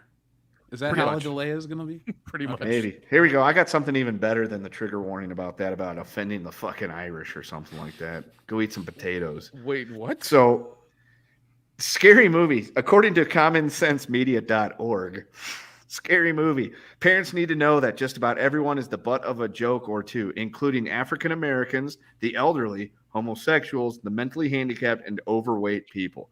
Frequent extreme profanity, with the majority of it sexually themed, is why you should not let your kids watch this movie. Oh my God. That's from commonsensemedia.org. I don't know what the actual trigger warning on Scary Movie is. I just thought I tried to Google that, and that's what came up, and I found it to be funny. Where, like, what platform is a trigger warning on? If anybody can tell me, I want to see this On myself. demand. And do what? On demand. Okay. Furthermore, every character acts questionably from the sometimes drunk and stoned killer to Cindy's drug-dealing criminal father. Drug use is prevalent. Countless references to oral sex, graphic photographs of a penis, a pair of bloated testicles, and an erect penis, and a gay character's ear. One gag involves semen, jokes about virgins, pubic hair, and sticking a penis in a vacuum cleaner. The characters all have sex, and we see lots of groping. A male gym teacher cross-dresses to have access to female students. Many bloody stabbings. A girl is electrocuted. Characters are killed for laughs. One is beheaded. Another kills himself. And that is from our good friends at commonsensemedia.org. There's a trigger Which gave it a warning. 1 star. There's a trigger warning on a parody. Kendo, Yeah. I won't do the whole bit. I'll send you the link, but I use this. My one called brain Movie is melting right now. There's a trigger warning on a fucking parody. Well, there's this website I use called movieguide.org where they're kind of religious about their movies, and this one has like a -4 rating for intentional blasphemy, evil, gross immorality, and or worldview problems. It talks about a penis going through a man's ear. Yeah. There's a That's fucking one of the funniest parts of the trigger movie warning when Sean Wayans gets for a glory hole goddamn killed. parody done by people who make comedies. Oh my god. The world's broken. Yeah. I don't know. Once again, dear Mr. Musk, launch me to Mars now. I'll build the colony myself. Send me supplies. Give me Trigger warning, a this may shovel. contain Give me a shovel and some algae so I can breathe and eat. I'll build it A myself. It's shovel fine. and some algae. Yeah, You know what they should do? I'll find a fucking volcano tube at somewhere on the planet, and I'll just build a fucking colony that way. It'll be fine. Just give me the goddamn supplies and leave me on the fucking planet. It's okay. All right, I'll Matt be Damon. fine. They should just put a trigger warning on any movie made before like 2018. Be like, trigger warning. This movie is made before 2018. It may not be woke sensitive. They should put that on literally everything, even the Disney movies like Toy Story 3. Yeah. Trigger warning. You might cry when they go into the incinerator. It's like, okay, thanks for the spoiler, bro. Toy Story 4. You might cry when you realize they made another one of these movies for absolutely no reason. Money's a Kendo. reason. But I was money. about to say they made it for the most noble reasons: money and more Okay, of money. yes, you are correct. Never mind. I stand corrected. I haven't seen Toy Story 4, and I don't plan on it ever. I haven't even seen the There'll be a third trigger warning on that one too, Jeff. Jesus. I guess the only warning I'm okay with is like if it's like the photosensitivity one because of that episode of The Simpsons. But other than that, man, like, What do you mean, like strobe lights or something? yeah, I don't really. That like, only I affects get- kids in Japan. Well, Is it? Well, we don't Is have any it? kids Hold in on. Why? Japan, so we're Wow. God damn it. Yeah. But thank you, Cesario Japan. John Thomas, thank you very much for your generous super chat. He says, I can't remember the title, but there was a sci-fi book series about raptors that had actually developed an advanced society, and a bunch of humans get transported back in time to it. Terra Nova. That was a TV show the dude from Avatar. Oh yeah. Fuck. What's his name? Stephen Lang. Yep. Oh, okay. It's That was hunting a good us. callback. Yeah. Yeah, but the show was so expensive they couldn't do season 2. Yeah. It's like Rome. That show is really good too, but too damn expensive to make. Wasn't the Get Down too expensive for Netflix, Nick? No, they just should canned it because apparently they just hate black people. Oh, okay. Reed Hastings. Thank you, buddy. Easy. The amount of Negroes on our platform is too damn high. We've got too many of them. That sounds like Well- Reed Hastings. That sounds like him a lot. We put Idris Elba in something, and now we put The Rock. That's enough. Yeah. Well, no, and like I was looking through some website and like it had like things coming out on Netflix, and one of them is a vampire movie with Jamie Foxx called Day Shift. Wait, Oh, is he a excuse vampire? me, sir? What the fuck did you just say? He hunts vampires with So he's with a Blade? shotgun. It's Blade. Yeah. Yeah, A black and he- vampire hunter. Well, Great. no, and also I saw Snoop Dogg, and it's a Snoop Dogg looks like Creighton Duke from Jason Goes to Hell. If you know who that character is and what that movie is, you'll understand. And he's also helping Jimmy Fox hunt vampires. This came out in 2022. This is going to come out in like August or something. I Are shit you you not. Are you fucking joking? I will send you the August? trailer right now. I'm not kidding. Coming out? What? Well, Dion, you've always said you wanted more Blade. There you go. That's not You what can I ice skate meant. uphill. That's not what I meant. I thought you were joking. No. This No, is the reality you live in. I wish I was, man. I'm looking at it right now. What the fuck? Jamie Foxx, what the fuck have you done? Cash the check. Yep. I can't believe this shit. Yep. Snoop Dogg's in it too. also, Baby Franco. I'll be damned. Oh, Baby Franco's in it? Yep. He was such a Mort- convincing is he- Greg Sestero. Yeah. Is he Even more though of, he was like 4'6". Yeah. Isn't Greg God, that Sestero? dude, Greg 6'4"? Sestero. Yes, Greg Sestero like 6'1" or 6'2". Yeah. Although I think that might be one of those WWE things where it's like he's billed at a certain night. Because the last time we did Horror Hound in Indianapolis, he was there, and I went walking past his booth, and he was standing there talking to somebody, and he was about as tall, if not shorter, than me. So I'm like, are you really 6'2", or are you just hunched? Like Spider-Man. Yeah. When we have a chance to meet him, we'll go get a photo with him. And so I'm 6'5", roughly. So he's going to be a lot shorter than me. And we'll do the metric. If he's shorter than all the bullshitters, then he's below 6 feet tall. Correct. That's the rule to be on our show, folks. You have to be over 6 feet tall and know us. Yeah. We just don't talk about the height requirement. It doesn't look good on the tax forms. Deanna, are you watching the trailer for Day Shift? I'm trying to find it. I'm going through the IMDb right now. I feel like I'm in fucking Bizarro World. Yeah, so was I Does when it I look learned like that there's an a ambulance? goddamn trigger warning in front of Scary Movie. Yeah. Blade I'm 4 sure they're starring gonna- Jamie Foxx. There are trigger warnings before one of the Star Wars movies. A depiction It's of the tobacco- first one. The arm getting cut off. The depiction of tobacco usage and all that shit too. Yep. What? We're getting to Yeah. the point where there's going to be a trigger warning before the trigger warning. Trigger warning. This movie has a trigger warning. Yes, and that's gonna piss some people I don't off. know about all that shit, but this is fucking wild. Well, Yeah. let's read a few more so we can talk about Obi-Wan, because we don't want to keep the audience waiting. Here we go. We'll read this one and then we'll go. If auto body shops celebrate Pride Month, every customer would get a free oil check, says Primer.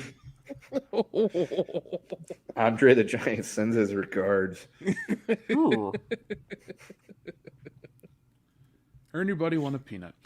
And then this is a good one, because we'll get back to all the fun stuff. We might even watch the fucking trailer together, that Jamie Foxx one. I want to see Dion break down on air. So Dion, Oh, that's not nice. it's better than Buffalo Jeff, right? Is that No. your? Is that your? If That's if, the if we're benchmark. then, like That's the it's new like- benchmark. Oh, it's just Yeah. a threat. That's all. It might be empty. It might not be. Who knows? But Cesario Japan, thank you very much for your generous super chat. He says Obi-Wan Kenobi Reva spin-off series in the works for Disney Plus, according to Screen Rant. I don't know if I want good. to cheer on Disney's accelerated bankruptcy or invoke Saint Elon Musk to buy Disney. Listen, I want him to launch me to Mars right fucking now. Okay, that's what I want. Now, goddamn it, now. Yes, now, goddamn it, now. I missed that button. I should have never. Give deleted me a hard drive, a really big hard drive, a laptop, some algae, and a fucking oxygen mask, and I'll be okay. And a fucking shovel, and I'll build the goddamn colony myself. How big of a hard drive? How much porn are you really wanting to take with you? Don't ask that question, Kendo, because you know me, motherfucker. The answer is all of it. Dude, we should totally do that, but then send him to Mars with gay porn. God, that'd be fucking hilarious. That would be the worst thing ever. Actually, I can't say that would be a good skit because then we'll get sued and they'll be protesting and calling us homophobes. Like, no, it's called a joke, dude. Calm down. Well, in The Martian, he was stuck with disco music and like a couple of really bad shows. I think in the book, like it was just not fun. And he was there for I think, what was it, 2 years almost? Yeah, 2 years. Yeah, well, imagine 2 years of nothing but gay hardcore porn. Delete that hard drive. That's all I would do. It's like I'm just You gonna would delete it. test I'm out- just gonna delete it. It's fine. Well, if it's Stuck full of with that, the what old you should highlight do, reel. well, use the basically put it out in the elements. You can see how good a hard drive is out in the elements, Nick. You just throw it out into fucking the sands of that'll be Mars. the careful, experiment Nick. I run. It's like how long will a hard drive run in fucking Mars atmosphere? There's just a USB cord coming out of like your spaceship, and it That's just all kind it of is. sits there on the dust. And you're just like waiting for it to shit and crap out. You're like, Yeah, all right, well, I'm it's full of dust. Yeah, just a really long USB cord sitting outside spinning like crazy. That's what Mars exploration is. Just people sitting around like a safe room, putting shit out in Mars, going, all right, how long until this decomposes in the whatever of Mars? All right, a week. Cool. Blah, blah, blah. All right, this. You know, Oh there's truth god, to yeah. Matt Just Damon's movie. just truck me to Mars now, please. Dion, have you caught up with Obi-Wan Kenobi yet? I have not. I've finished second season, started 3. But no, I haven't gotten caught up. Yeah, you sound really excited to keep up with the ever-evolving pace of Obi-Wan Kenobi on Disney Plus. Yeah, it's not blowing my fucking socks off, but it's okay. So, I thought it goes down, then you get to 3, and 3's bad, and 4 is like a lateral step, because this show has moments of like stupidity, but then it has moments of solid Star Wars, and then it has moments that could be good if they just took their foot out of their mouth and didn't fuck up. But episode 4 of Obi-Wan did that, and we're going to talk about this Reva spinoff in a second, because it's kind of important to talk about the Obi-Wan stuff to get the stage set right. So Dion, Obi-Wan Kenobi eventually like goes off to rescue Princess Leia from the evil Imperial base underwater, right? I got to that like, part where he gets to her and she's all like wise for her years and shit. Oh, I meant like even further. Like this is gonna go on for like episodes with him and her on the run, and they get to this like water base, and it's okay. It's cool to see Obi-Wan swim underwater. I really don't care about that shit. But like, there's an escape, and the heroes are walking out, and the villains are stopping them, and Reva the Inquisitor just. This is the second time she does it. She just stops. Like, anytime someone gets in a ship, she just goes, oh no, they're in a ship. She did it in the second episode. But in this one, she just kind of stands there and then is like, nothing happens. 2 snow speeders appear out of nowhere in the fucking hangar. And the way they're CGI'd in, they're like going full speed. And then they're like about to hit the wall, but they cut away. And then they never show those exact ones like escape. They just kind of show them fly in and cut away. And then a couple minutes later, either the exact same ones or 2 other ones come in. It like doesn't, it's like they didn't figure out how to CGI the action. The show's very broken this week. Like, you don't have, oh, you could just go around the laser gate. You have shit like, why didn't you The just fucking take laser 2 gate. steps over and stop the bad guys? Like, I saw those I saw those pictures and I was just like, the fuck is this? I got a question real quick. Does she actually say, oh no, they're in a ship? No, I wish. Okay, because I say that would actually probably make it better, but that'd be awesome. She's like, oh no, they're in a ship.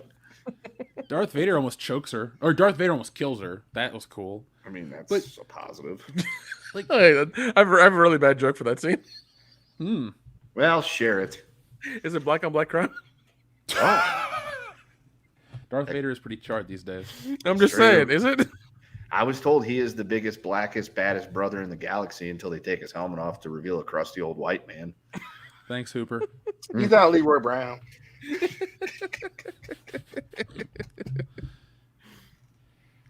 So, let's talk about Reva the Inquisitor getting her own show. Isn't that what everybody wants? Now, this comes from Screen Geek, so I don't know how reputable they are, but we're going to talk about this because Disney Plus series Obi-Wan Kenobi has become one of the most successful shows on the streaming platform thus far. The Book of Boba Fett didn't quite pan out as Disney hoped. It's clear that there's plenty of appeal in the Star Wars brand. Is there, though? As such, there are already a variety of other Star Wars shows on the horizon, including many more in development. Now it appears we can add an Obi-Wan spin-off centered around the character Reva to that list. Don't worry, we're going to talk about this. Our sources have told us that a Reva spin-off series starring Moses Ingram is in development for Disney+. We were unable to get any plot details regarding the spin-off, so it's unclear whether it is set before or after Obi-Wan Kenobi. A second season of Obi-Wan Kenobi is reportedly already in the works, so it seems reasonable that Reva could survive long enough for her own spin-off series to take place after. Otherwise, we could also have a series set before the events of Obi-Wan Kenobi. It's clear that Reva's life as an Inquisitor would have included many encounters with hiding Jedi. Fans have been eager to see more content centered around Order 66. I haven't. And the Fall of the Jedi Knight, so it could be a great way to do it. Stop fucking telling Order 66. It was fine the first time, fine the second time. You're fucking it up constantly by having more Jedi survive. Please stop. The character Reva, otherwise known as the Third Sister, is played by Moses Ingram. The actress has recently been the victim of an immense backlash following her appearance in Obi-Wan Kenobi. Nevertheless, fans have become fond of her performance, and it's clear that she could lead a viable spin-off. Are we living in the fucking Twilight Zone and taking crazy pills? What article is this person talking about? I watched this fucking show. I've seen the fucking comments. I've seen what's going on. This is just like the Rian Johnson trilogy, guys. It's never happening. But I was told it is. I've been told a lot of things, Kendo, but I've also been told that Rian Johnson trilogy is coming out before The Last Jedi was even announced. So Disney would never lie. Disney would never do something and never follow up, right? Right? No, of course not. Just like this Reva show. This is going to be awesome with Tron 3 and Spider-Man 4 and all these other great things that we were told were getting made. Like, do I have to state the obvious here that all these articles just feel like a pushback against fans that don't like the character, and it's really stupid and messy to try to put out fake information and try to get shit going because money talks, bullshit walks. Book of Boba Fett didn't work, and that was Boba Fett. You try to push this chick to the forefront, we know those unsold action figures of Rey are still sitting around. Rose Tico was a fucking joke. Like, it doesn't matter if it's a woman or not. You can't force a bad character. Fuck. I'm trying to think of a character, like, just a shitty lead in anything isn't, like, John Carter didn't work. That actor didn't work. Like, it doesn't matter. Disney, if you back the wrong leads, you're going to have a mistake, or you're going to have a misfire, and that's what Obi-Wan is. Dion, what do you think about this news of a spinoff? Do you believe it could happen? No, I don't believe it can happen. Listen. The show. Don't get me wrong. I'm nowhere near saying Kenobi's a misfire yet, but I do love how that article accidentally admits that Boba Fett wasn't what we thought it was going to be and what people thought it was going to be. So after everyone was going to town to defend fucking Boba Fett, now in order to defend Kenobi, they're saying all this shit that they refused to acknowledge when Boba Fett came out, which is fucking hilarious. But yeah, I don't believe it one bit. I mean, like I said, it's these type of characters are meant for for the main good guy to beat him and kill him. So, you know, I don't even think they know if she's gonna fucking live through season 1. So for Disney to leak this out to take advantage of, you know, the shitstorm surrounding this very mediocre character is it's so on brand for Disney. I mean, at this point, you know, anybody that's paying attention can see this shit coming from a mile away. I mean, you know, and then to do it now, you know, a week after, you know, all this hoopla for Moses is just. It is the most corporate Disney thing to do. Hey, we've got sources that are saying it. Of course they're saying it. They want people to watch Kenobi. Like, I like how it always comes back to, hey, remember that Kenobi's the most successful. This other character might get a spinoff. You should watch it. It's like, come on, dude. Come on. It's just desperate at this point, man. Yeah. Obi-Wan should be given his own spinoff, says Dragon. Yeah, where is Obi-Wan in this show? Don't you love watching movies like Deadpool when Deadpool's barely in the movie, or Indiana Jones where it's really not Indiana Jones story? Like, don't you love those type? Like, I remember. Dude, this is very much a Blair Witch Project 2 Book of Shadows situation where like there was supposed to be this thing, like even the title Book of Shadows never fucking mentioned, never part of the fucking movie. They just name it that, and they went through so many rewrites that it just was this bullshit movie that came out in the end that didn't make any sense. I don't want to jeopardize our friendship, but Blair Witch 2 is a guilty pleasure. I really need to go to Mars. I really need to go to fucking Mars right now. I swear to God. I'm sending you a hard drive with Blair Witch 2 on it. I got the 8K scan. It's better than the camera negative. I went to the There's an orgy scene in that fucking movie, and I'm going to be using it a lot, Jeff. Okay, I'm just saying. This is the Chinese version. God damn it. God damn it. D. Pensek, what's up in the chat? I don't know how Andor's going to go in this regard. He's in the last one season because he's not really alive. That would be funny if this was all just like literally will be a flashback. Well, shit. Everything in Star Wars is a flashback, technically, but no, the show's gonna start when like he's on that beach with that girl and the nuke goes off, and then it'll be like, well, this was a crazy time in my life. Let's see what happened before this, you know, this. You might be wondering what got me here. Yeah, exactly. It'll be like that. Remember what got me here? It'll be one of those things. Sign me up. It'll be the story of his life flashing before his eyes before that fucking planet's destroyed. Dude. Oh god, just the amount of shit they're doing is just so terrible. And here's the indication: Stranger Things came out in 2016. It's a very young property. Yet the premiere of that came out the same day as Obi-Wan, and it beat it in views. Yeah. Yeah, because I mean, like, Star Wars is it's supposed to be a giant property that's supposed to be infinitely, full of money and things like that, but Disney keeps fucking it up. And the fact that a show that came out in 2016 beat you and they premiered on the exact same day says a lot. Yeah. Stranger Things is just a bigger deal in general. It's Disney. I understand what they've made. We can see how much the movies have made, how much they put in, blah, blah, blah, blah, blah. But, like, Stranger Things is a different beast. It's kind of just caught on with everybody, not the fans of X, Y, and Z. It's an homage to all these things. It's essentially one big D&D campaign, but it does have wider appeal. I love Star Wars more in quotations, but since Stranger Things has come out, it's been more entertaining than Star Wars. Because it's new. We're not getting the same rehashed spin-off of a spin-off of a spin-off story. And I enjoy it more. But the thing is, like, and I know people say, oh, well, there are more subscribers on Netflix than on Disney Plus. It's like, that doesn't matter. No. Because you can buy anyone you want whenever you want to. It's not like a cable package where you have to call somebody and they hook you up and sit in like a week or two. No. You can literally sign on to it, get it that day, put in a credit card number, and start watching it immediately. That doesn't matter. The numbers of subscribers don't matter. What matters is the people who watched it that weekend. And Stranger Things won. So.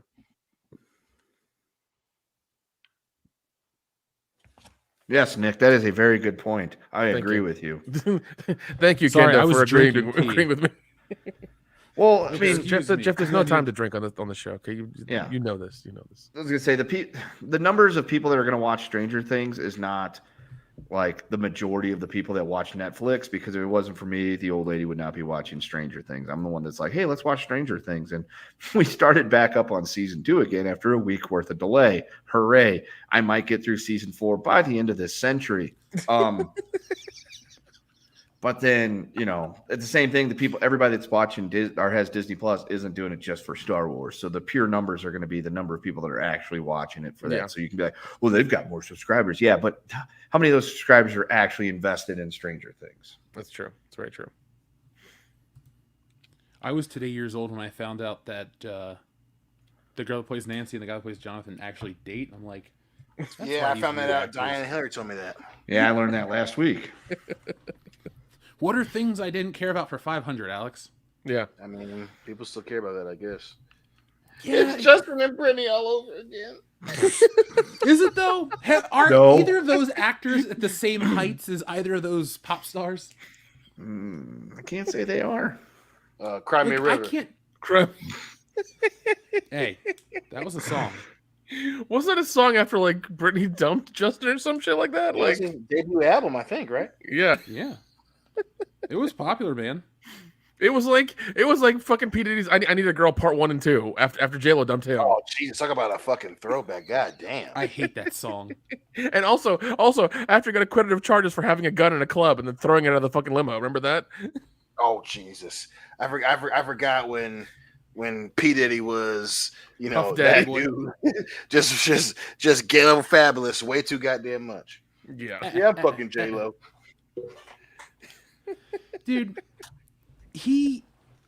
what is he up to these days besides making Ciroc? Is he still doing Making the Band? Produces music Does he and still have stuff. Yeah, he dolphin still teeth? owns Bad Boy. He was doing some other goofy project, like maybe he was producing a movie or something. But I mean, he's still being Diddy about shit. Well, that's all he can be. So, seeing Darth Vader and Obi-Wan is whatever. It's cool, I guess. But I'm just curious to how the last 2 episodes are going to play out, dude. Because they already had Darth Vader fight Obi-Wan. Like, there's no big thing to happen. They're basically just... This whole show was, Princess Leia got kidnapped. Let me go rescue her. But aren't you on Tatooine to protect Luke? No, dude. Biggie Smalls is going to show up and be like, it was all a dream. Dude, that would save the series. I mean, that's a good way to get people to tune in. Like on next week's episode of Kenobi, Biggie Smalls makes his first appearance in 25 years. They hologram Is it his ass real or is in. it a hologram? You be the judge. They deep fake him. That's what they do. It's going to require a lot of deep faking. Oh yeah. Actually, 6 feet there was a deep guy that faking. lived next door to me in the dorms in college. If they would just use him and superimpose the face of Biggie Smalls on, that's it. That's perfect. God. They had the same build. I'm gonna see what the audience is saying about Obi-Wan. I don't really have much else to say. It made me laugh in a bad way. You know, Obi-Wan Kenobi is not a comedy. And I don't think I'm being cynical when I laugh at some of these parts because it's like, all right, you build some decent drama. I haven't really liked what I'm watching, but it's finally gonna pick up. And then it really is Last Jedi stupid in terms of its logic. And they CGI'd out something. Like, there was a scene, I think it was Beyond the Snowspeeders, but like where they CGI'd something to just disappear. And like you just see the thing just disappear. It's kind of like that scene in The Last Jedi where they're lightsaber fighting and the guy just drops his lightsaber and then falls over. Like, they didn't even cut that guy out of the movie. So That's fucking dude. That's fucking Starbucks coffee cup fucking lazy right there. That's what that is. that's what the show is. Yeah, I mean it just. And what is it? I think today there was an article that came out where they just fired their TV guy or their TV person, their TV guy. Which, when you read the article, and I read several of them to make sure that like nothing was different. It was odd because him and the girl that they fired him for both worked at Fox, both worked on the same shows, both worked on the same stuff at Disney. But for some reason, yesterday during a meeting, they fired him and then gave her his position. Out of nowhere. Weird. And the reason is cultural. He didn't culturally fit. That's a real thing. That's what the articles say. It is now. And that's what the articles say. As far as I've read, they've all said the exact same thing. Chapek said you were not a cultural fit for the job or Disney. But the person you've been working with for at least 5 years doing the same shit all the way through and who've agreed with gets your job. And somehow is a cultural fit, even though she's like she can work more, she can work with people more, it's more collaborative, this, that, and the other. It's like what you're saying doesn't make sense. It doesn't track. It just doesn't track.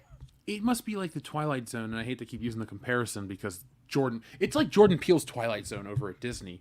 It's just fucked up and broken. Like, I couldn't imagine walking into a business or a corporation that believes the shit that they put out. Like, we would last 5 minutes at that place because we'd be like, wait, seriously? Question their authority, probably get kicked right out we probably wouldn't get in the front door, to be honest. That's but like, true. That's very true. The shit they do, man. Like somebody earlier in the chat said how they don't want the Reva spinoff to happen, but they're curious if they're excited for the demise. Anything they do at this point really is just their own victim.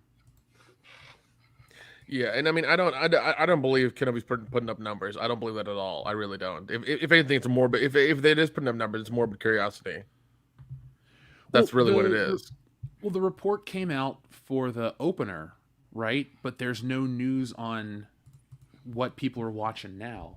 We don't have the numbers for episodes 2 and 3, right? Okay. I haven't really looked, or 3 and 4, I should say, because what I'm finding is Stranger Things.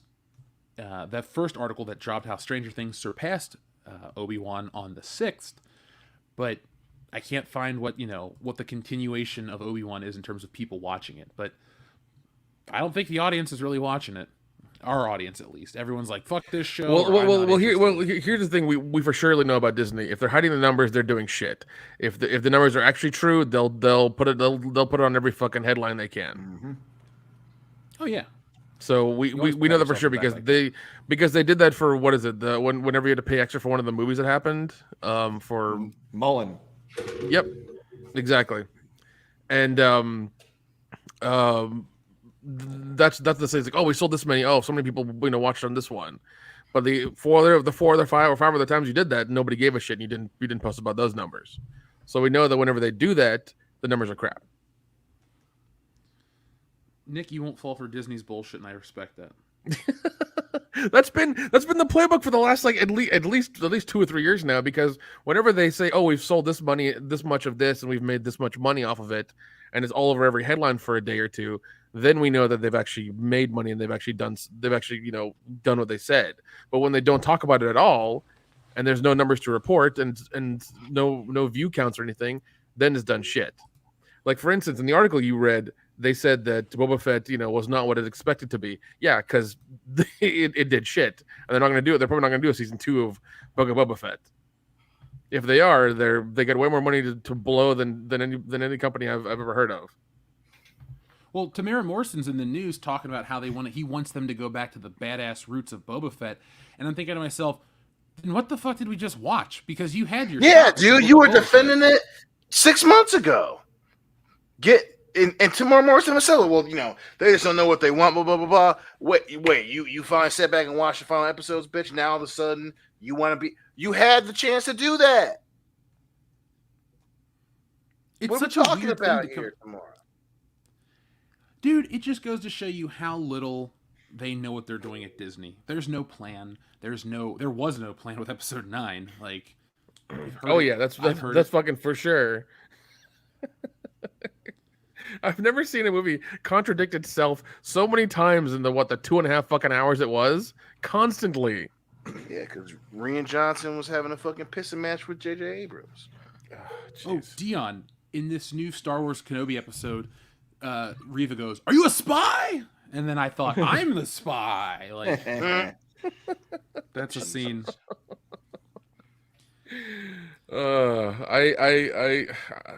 Jeff, I feel bad for you. You have to watch that show. Really, it's terrible. Well, I will make you feel less bad for me because I get to watch The Boys tonight, and that's my awesome. favorite streaming show. And that is now. Is The Boys coming out once a week, or is it all at once? It's once a week, but they started with 3 episodes. Ooh, shit. Okay, I might have to. Are you watching, Dion? Huh? Are you watching? Hell yeah, I'm watching The Boys. You and I fucking were going crazy about the last 2 seasons. Yeah, but we haven't like done the reconfirmation. Like, hey man, have you started season 3 yet? Shit, because it's like, oh fuck, my bad, dude. Yeah, dude. Why are you apologizing? I can apologize them on too. Sunday. We watched them. We watched an episode Friday, an episode Saturday, an episode Sunday to not burn ourselves out. Dude, that fucking show never disappoints. I know, dude. I can't fucking wait. The end of that 3rd episode, holy shit. I got a Homelander figure coming. Ooh. Fuck yeah. I might still pre-order the one from Big Bad Toys, man. I'm still thinking about it. That's the one I got.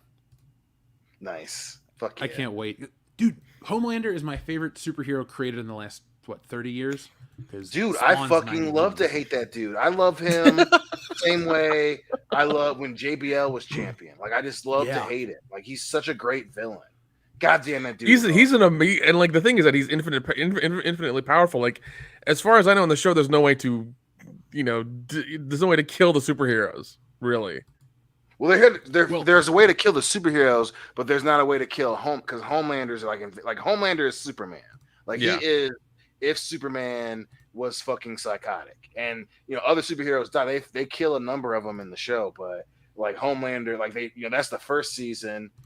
Billy tries to blow him up and it doesn't work, and so now that's what the 3rd season is kind of focusing on. But he's just so, like, this past episode, she threatens to release this like evidence of him being a crazy person, and he goes, "Flat, fucking do it," and then I'll just fucking attack the planet. I'll destroy the internet. I'll destroy power centers. Maybe I'll destroy the East Coast. And he's like, "Go ahead, do it, partner." And it's like, yo, this motherfucker is fucking crazy.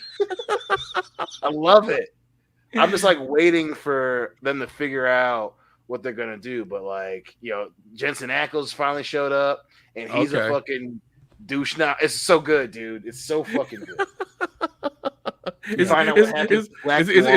his character like pretty fun? Like, is he just like crazy? He's very fun. I mean, he's essentially Captain America. But it's like if Captain America was a product of his time, like an actual all right. It's really fucking funny. Yeah, I'll have to start up season 3 then. Dude, that sounds awesome. what happened to Black Noir was fucked up. Oh That my was God. so That- fucking crazy. That stuck with me for a couple days. I was like, that was the nastiest thing on The Boys. Like, not the people getting blown up or the dick exploding. That I was like, oh God, fuck.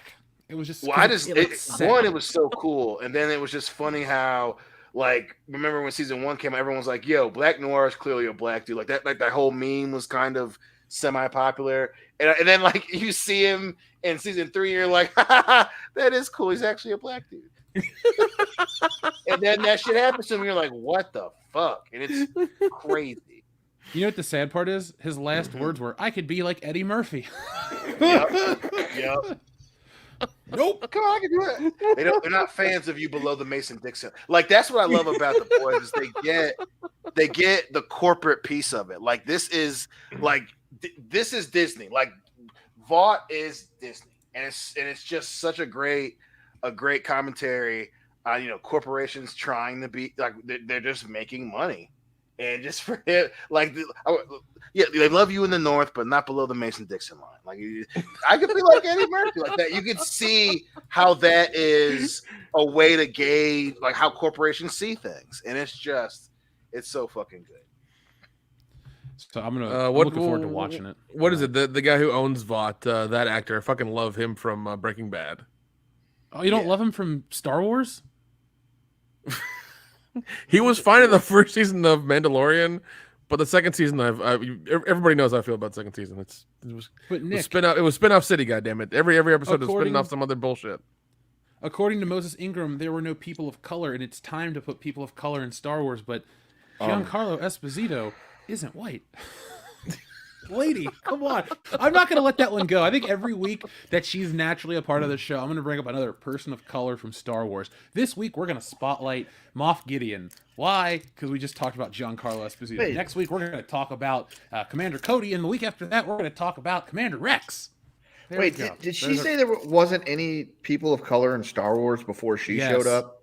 Yes. Well, It's about time. Lando Calrissian, hello. She didn't say before she showed up, but she was like, "Yeah, there just wasn't no representation in Star Wars." And That's how. Okay, so okay. I mean, I understand you're hiring an actor, and the actors are fucking actors, as we know.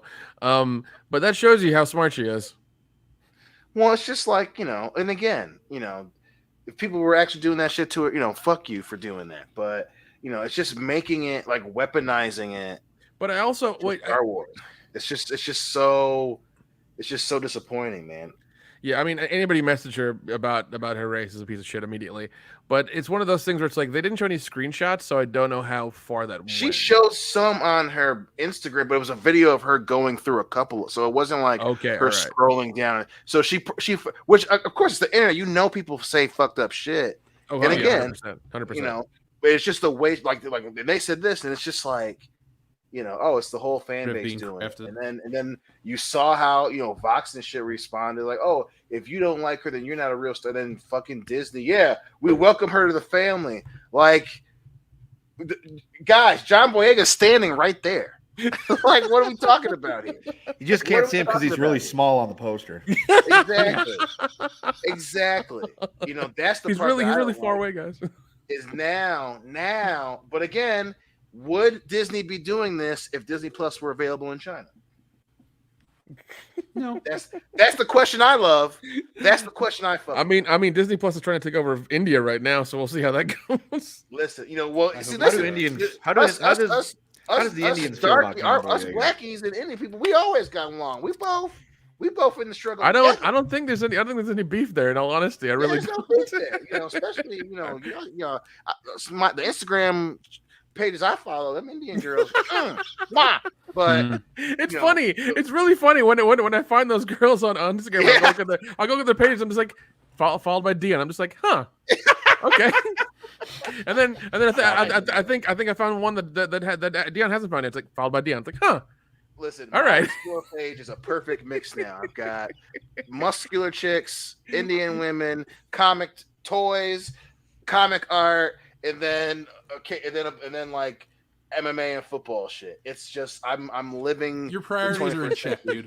I respect you. I am, dude. My vibe check is your Instagram is like your ideal life. It's just like MMA. Yeah. 13-year-old me would be very pleased. There you go. you know. But it's just, you know, for them to weaponize it, like, you know, it's just so rich for Disney. Yeah, we welcome Moses into the Star Wars family. Y'all didn't welcome John Boyega because the first chance you got them numbers back from those fucking test audiences in China, you said, we welcome him to the back of the bus. Oh my He God. can get on the bus, but he's that going to sit was- in the back. Yeah, that was 3 years ago. But now she's going to get her own show. Like, fuck you, Disney. Like, that's I'm never gonna let that shit go ever. Like, None of us will. None of us us will because it's entirely contradictory to what they're doing now. And they're like, and I love the statement they put out. It's like there are 20 million species in Star Wars history. Yes, but you keep picking black females all the fucking time, like all the way through this. It's like we get it. Not only that, but the fact that Disney put that out, there are 20 million species in the galaxy. Don't be racists. Unless you're trying to sell a movie to a certain group of people across the pond, then it's okay to be a little racist. Correct. Yeah, and remember, even in what was it, Star Wars: the Rise of Skywalker, they had the scene of the two women kissing. They took that out for China. Thank you. Oh yeah. Thank you. Because they don't believe what they believe in 100% of the time. Exactly. So and it's just so fun. Yo, Ewan McGregor coming out again. I love Ewan McGregor. You know, but his fucking video, that's the issue I had with it. You know, it just makes me so sad. Bitch, where were you when John Boyega was not going to be a Jedi? Like, where were you for that? Where were you when they clearly took out the plan for Boyega and Rey to get together? Where were you for that? But when you're in the show, that's when you're filming videos in your car. yeah, and mind you, he's not exactly a saint either. Listen, and like I said, I love, like I said, I still love Ewan, and he hasn't been great all the time either. You know, I'm sure his ex wouldn't say a lot of nice shit about him, but it's just the timing is so funny that how they welcome her to the family and he's sad and all this shit when their new show, the most successful one, is being released on Disney Plus, conveniently not in China.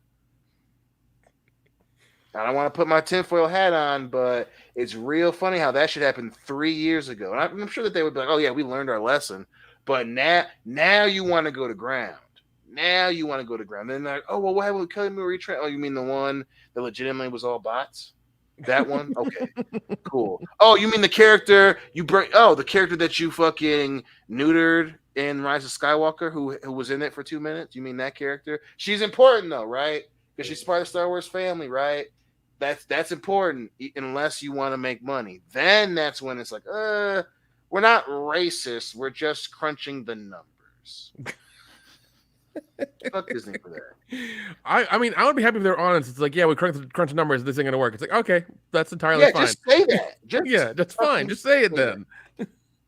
You know, don't play this fucking game where you keep walking around it and shit. Oh, God. Yep. I can't get over the fact that Finn was a janitor. True. Yeah. Yo, like every other role in the Star Wars universe was done by a droid. The first time we see a human sanitation worker is a black dude. Again, if you want to, I didn't watch this and go, I'm racially offended. I went, that. You should laugh at that because the fact that Disney wanted to combat racism in 2015 and say Finn is a great stormtrooper and a hero and this and that. And then you watch the movie and you go, you didn't believe that shit. Fuck you. Toilet scrubber. Yeah, literally a toilet scrubber. Like Cody Rhodes would not stand for this.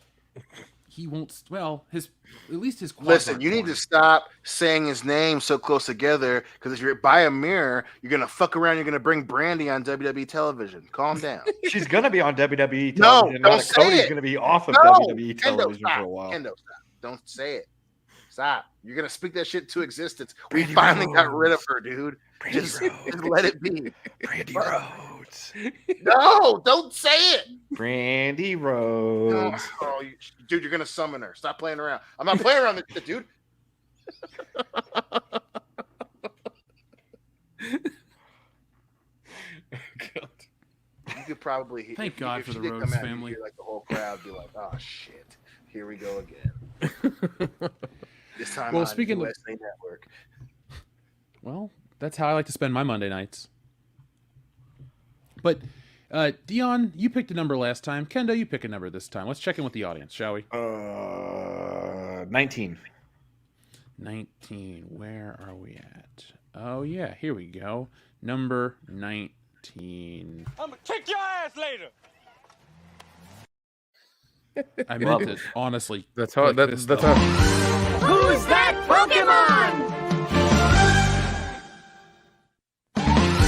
It's Uncle Ben. That's what I meant to press. Fucking Uncle Ben. He's dead. Yeah. R.I.P. I was sad when the actor died, Cliff Robertson. He was legit. Yep. He was in a great episode of The Twilight Zone. So, back to the audience. Thank you guys for supporting the channel each and every week. So, Cesario Japan is back with another generous super chat. He says, there's a great April Fool's video by the YouTube channel The Operation Room that animated the Top Gun battle, F-14s versus MiG-28s, May 1986, a danger zone in the Indian Ocean. It fooled a lot of people. Have you guys heard about this? No. No. I'm going to look this up because I love a good April Fool's Day prank. Oh yeah. Here's the definitely. video right here. Did you guys, or do you remember the story from a couple years back about the Chinese government was trying to like release footage of a new weapon they had, and it was just scenes from Top Gun? Yep. Like That was hilarious. that's what I think of when I think of the Chinese government. Just that. And these But are the no, people that's that not- Disney is pandering to. There's just a lot of them. That's where the money is. There's just a lot of people. There's just a lot of It's them. it's not that they're pandering to them because they like or respect them. There's a lot of them, and if everyone says no, there's this. Oh, look at if anybody says no, there's a chance somebody will say yes if you just keep asking. How does that go in Family Guy? 50 no's and 1 yes is still a yes, according to Sean Connery. So No. That should be Billion like Chinese can't be the wrong. official motto of China. There's a lot of them. that should be our shirt for next week. It'll be a fucking postcard that says China. There's a lot of them. Greetings from China. There we go.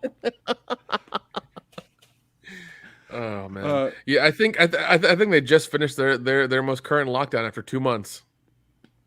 Oh, goody. Yeah, they were inside for 2 months.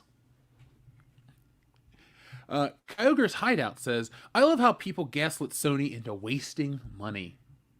Me too, That's man. crazy.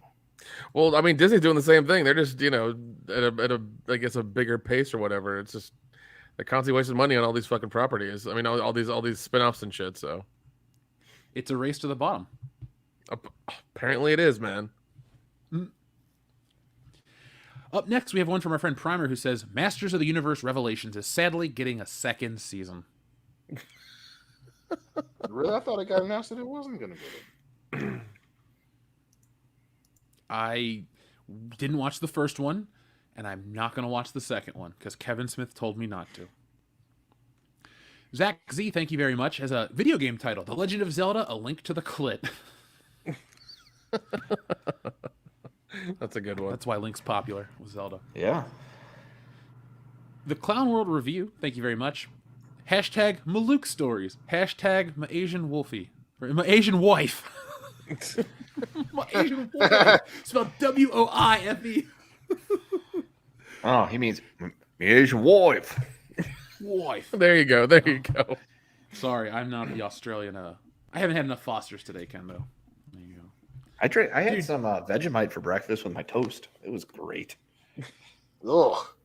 Yeah. You can keep that. That's all Yeah, ain't nobody going to be asking to share.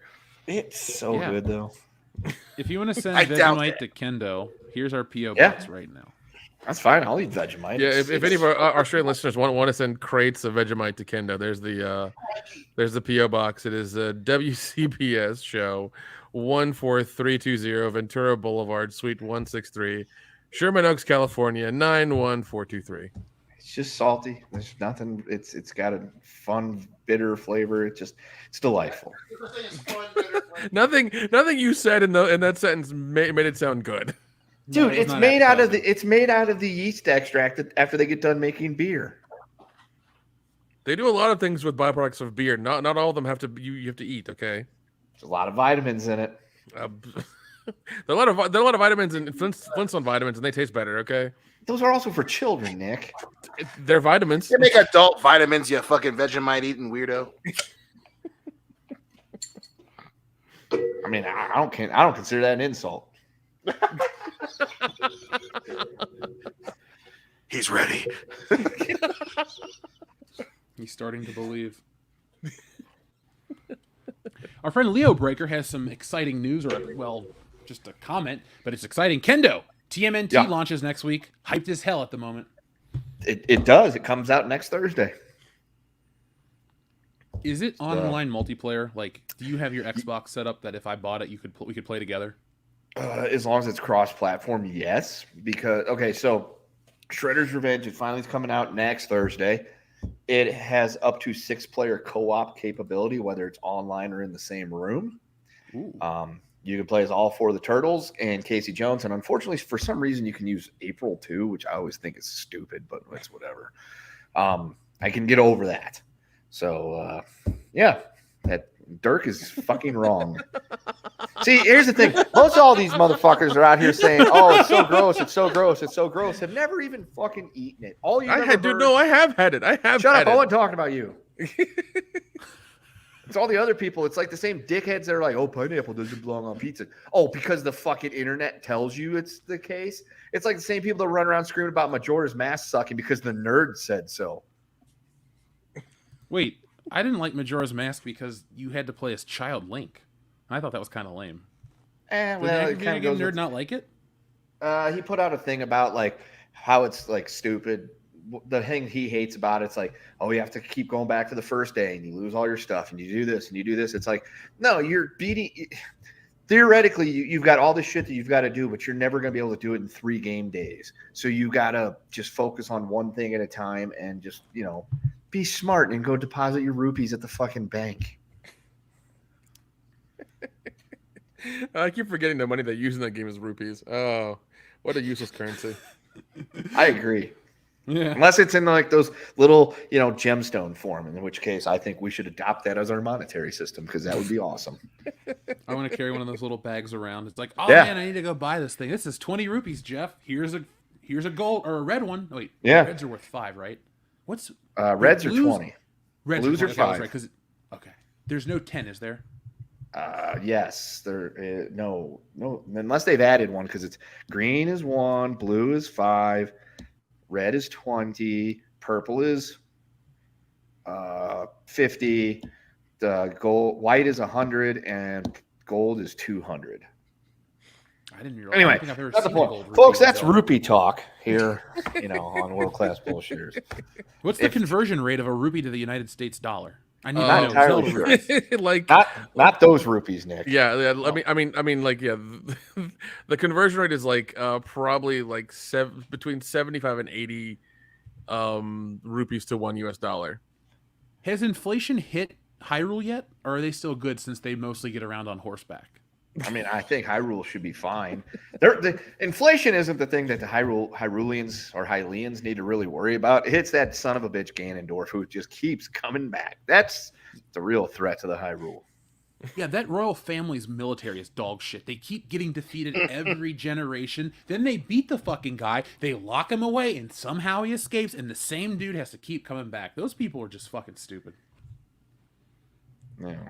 Well, it is what it is. But luckily, there's always this one little fucking happy chap from the woods that's got his little fairy with him, and they go and they whoop his ass every time.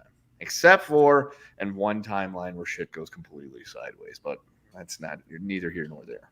That's a Well, story they for another flood the time. earth, so Yes. thanks, Maz. Overkill 161. Thank you very much. He says, it's sad that the majority of the WWE stars known to the general public are either retired or dead, about to die, but have to go out to the ring one more time. Yeah, Overkill, that's a problem Vince McMahon has created by trying to insulate himself from having a John Cena problem. And it's funny because he actually created it twice. So, folks, what I mean by that is Vince McMahon has stopped the WWE from creating big stars. They wanted to create brand awareness. So back in the day, you had your Hogan, you had The Rock, Stone Cold. What happened? Those guys went off to greener pastures. So Vince swore that would never happen again. So he never let these stars get too big. Well, John Cena, he let get big. What happened? John Cena's a full-time actor. Same thing with Roman Reigns, the current world champion, Universal champion, main evented WrestleMania. He's off acting. So they got Cody Rhodes main event and doing all this other dumb shit. Vince has done this 20 years ago. They started making that mistake. If if he wasn't so afraid, he could have had bigger stars do bigger things. But no, they gotta all have these fucking ridiculous 50-50 win-loss records. They can't get over on anybody, and they can't look too good. They have to have bullshit storylines. It's like, the reason a wrestler becomes a household name is because they're cool. Why did people know Stone Cold Steve Austin back in the 90s? Because he drove a cement truck and dumped the cement in a guy's Corvette. He drove a beer truck to the ring and sprayed down the champion. He got thrown off a bridge. He got hit by a car. It was crazy shit that the character did each and every week. What the fuck do they do nowadays? They take selfies. They run around backstage. They don't fight anymore, but they dance. What the fuck, Vince? No wonder nobody gives a shit about your stupid stars like Austin Theory and R-Truth and fucking... Who's a good star in the WWE these days? Like, Kevin Owens is respectable and legit, but everyone else is a fucking cartoon character for the most part. And then they walk out and quit, and they don't give a shit anyway. So, it's a sad thing, Overkill, but it's Vince McMahon's doing. Kendo, Dion, what do you guys think of my assessment? I think it's very fair. You know, I mean, there's a reason why, you know, they're talking about all these record profits and shit during COVID, but how many big names have they gotten rid of? You know, so I think it's very fair. You know, this is something that you know, byproduct of Vince wanted to turn WWE into fucking Nickelodeon. So that's what happens. That's what fucking happens. You know, thank God for other wrestling, because otherwise I'd be fucking done with it.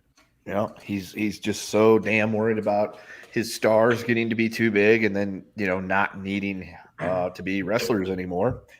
And it keeps happening. I wouldn't say Hogan necessarily went off to Hollywood to become a star because his movies were fucking terrible. But The Rock did it to him. And then John Cena's kind of done it to him. He's gone off to Hollywood to make movies again. I wouldn't consider either one of those guys, you know, Academy Award winning, you know, thespians of any order. The Rock has had some decent movies. Cena like one or two. And now Rogaine Ramirez wants to go be in Hollywood. And it's like, normally I'd say good fucking luck. No one's going to pay to see you. But then I remember who his cousin is and why he's in the spot that he's in. Well, I mean, I love how they used to have, you know, or they used to use WWE studios or entertainment or whatever to make movies with and, you know, do their own stuff. But, like, wouldn't you want that? Wouldn't you want your people to go and do different things and, like, excel and be like, hey, that person that used to be you, that person made their money and made their way into becoming a world-class actor because they were a wrestler. So you could get more people to come through your organization? Like, wouldn't that be what you wanted? Yeah, but he wants them to stay with the WWE. So he wants Stone Cold Steve Austin, but he's always under the umbrella. He's always under the umbrella. And then, you know, too, the other thing, and I think it was, who was it that said that, Jay? I think it was either Bully Ray, I think, that it's, you know, made that point on his radio show that when they get so big, you no longer associate them with wrestling. They're movies, they're a different star. Whereas when they're wrestlers, oh, that's WWE's so and so. As opposed to The Rock got so goddamn big that, you know, he went on SNL, you know, then he went again without the other WWF guys on there, and then he just became, you know, he was like he was a separate entity. And Vince doesn't want that. He wants them to be big but stay under his umbrella. You know, well, then make your shit more fucking entertaining then, because it's boring as fuck. Well, you know, that gets back to the whole wanting it to be Nickelodeon thing. You know, WWE wrestling anyway is having a fucking identity crisis. Oh, we want to be family friendly, but literally our whole product is dudes fighting. Yeah, that's such a weird thing too, and it's on late at night, like on school nights, which I know that sounds kind of pedantic, but why would you complain about that? Why would you cater a show to a demographic who's in bed 3/4 of the year at the time that you want to make products for? Like, they used to do a show on Saturdays that had all the shit kind of cut out and, you know, neutered. Put that shit out for kids and have wrestling appeal to more people. It's not that it needs to be violent and bloody and have tits every 5 seconds. I would like that part. But, like, it doesn't need to be the 90s.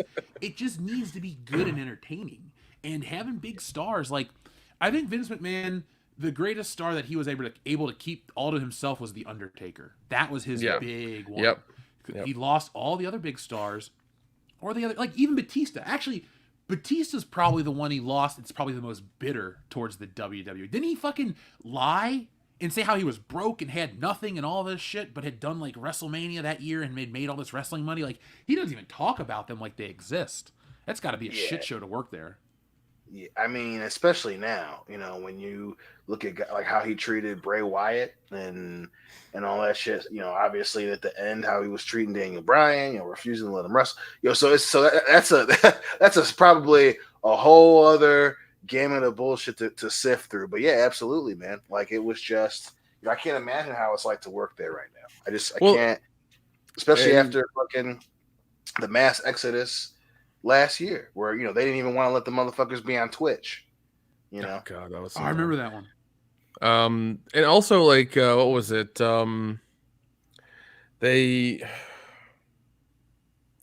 Yeah, I mean, well, they didn't have any arenas or whatever during COVID, and I'm sure they made a lot of money because they didn't have to invest in arenas. So, yeah, I'm sure that was fun too. They had the Thunderdome, or not? Yeah, was it the Thunderdome, Dion? Yep, Is that what they call it? WWE Thunderdome. Yep, Thunderdome.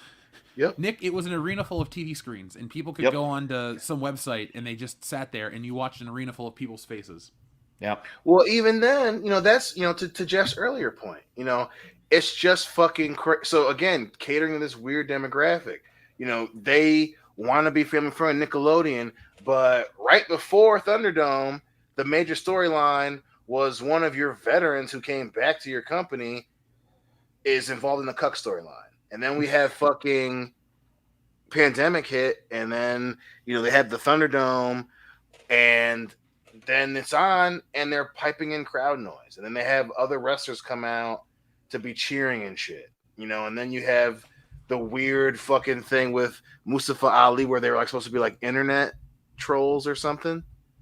Like, how I just don't understand how they're making all this money with all this shit programming. It's fucking crazy. I guess they make more money on YouTube views and shit like that, which, I mean, it makes sense if you look at their numbers. Like, I can extrapolate a ballpark of what they would do off YouTube stuff, and it's like, yeah, it's great, but I guess YouTube and merchandise is enough, and nobody cares about TV. Or maybe Bruce Pritchard just makes up a bunch of excuses publicly. That's probably that one. That's probably that one, because they make a shit ton of money off of USA and Fox, but they were. I know their fucking viewership was down, and it was just that's one reason that they did all that. They rushed to put the belt back on Brock. So it's not like people they're still getting TV money, but even the networks are like, yo, you got to fucking do something about this shit. It's just fucking wild, man. It's fucking wild, and then it's like then he complains, well, we don't have when Roman Reigns is out, blah blah blah blah. It's like, well, then you have to make other good stars, man. You can't rely on Roman being champion and the Miz and Maurice having their shitty fucking reality TV show. I wouldn't say anything that Maurice is a part of is shitty. Have you seen that woman? Dude, she looks so fucking different. And then it's like, then you're making her wrestle and shit with them. And it's like, she didn't want to do it in the first place. Outside of that cool match between, when they faced Edge and his wife, it was a decent match at the Rumble. But I'm like, okay, well, let's get done. Let's get over this shit. Well, I got nothing but respect for The Miz. Like, that dude had to deal with a bunch of shit. JBL used to soap him up and bother him and throw him out of the locker room naked and all this shit and really fuck with him hard. But look where The Miz is. I don't watch his show. I don't give a shit about it. But he's a fellow Ohioan. I'm happy. Entertaining. He's got the hot wife. Listen, man. I love The Miz. I love seeing him be champion again. But it's like, same. WWE has no idea what it wants to fucking be anymore. But then again, I can't say I'm too mad. It makes me watch other fucking wrestling, so I can't be furious at him. But it's like, yo, what the fuck, man? Kendo, were you gonna say something? No, when you said about his TV show, I said it's actually kind of entertaining. Really? I'd believe that. It's The Miz. I mean, Mike Mizanin is an entertaining individual. I agree. I'm not gonna call myself the biggest fan of his, but I cheered for him at WrestleMania. I was happy when he was the world champion. I thought he was awesome. Mm-hmm. This is just a very blunt comment. JBL is gay, says Alexander the Great. I do love how people have just come to terms that he was just such a fucking asshole. Himself included. He's very changed, but like basically because the way the world is, like they put you on Front Street. And he's like, "Fuck, I did all this terrible shit. I better be cool now, or else I'm done." Because like JBL's got money, but I think the Miz has more money than JBL. Like JBL's rich, but like I don't know, not. I mean, he might think he is. Miz has been on fire the last few years. When did when The Rock said he was going to buy like XFL? How bad do you think Vince felt? Where he's like, one of your wrestlers is rich enough to help you with your shitty football company, and he's going to buy a portion of it. Well, that wasn't all. I mean, he went out and got a bunch of deals done, and got a conglomerate together, and they bought the XFL. But I'm sure Vince is probably like, "Fuck." Yeah, the fact that he got that together and just kind of like, I'll do this. I'll help you out if I get a cut. Alexa, like, stop. Fuck. Alexa's a bitch. She just it ain't none of your fucking business, woman. We having a separate conversation. Now, let's have a separate conversation about a wrestler. The Rock is playing Black Adam. They've been talking about this shit for years. They've been hyping it up like it was going to be something huge. And then the trailer dropped yesterday. What did you guys think? We'll start with you, Kendo. All right, Nick. The trailer dropped yesterday? Mm-hmm. Yep. Or 2 days ago. Okay. I was doing more important things.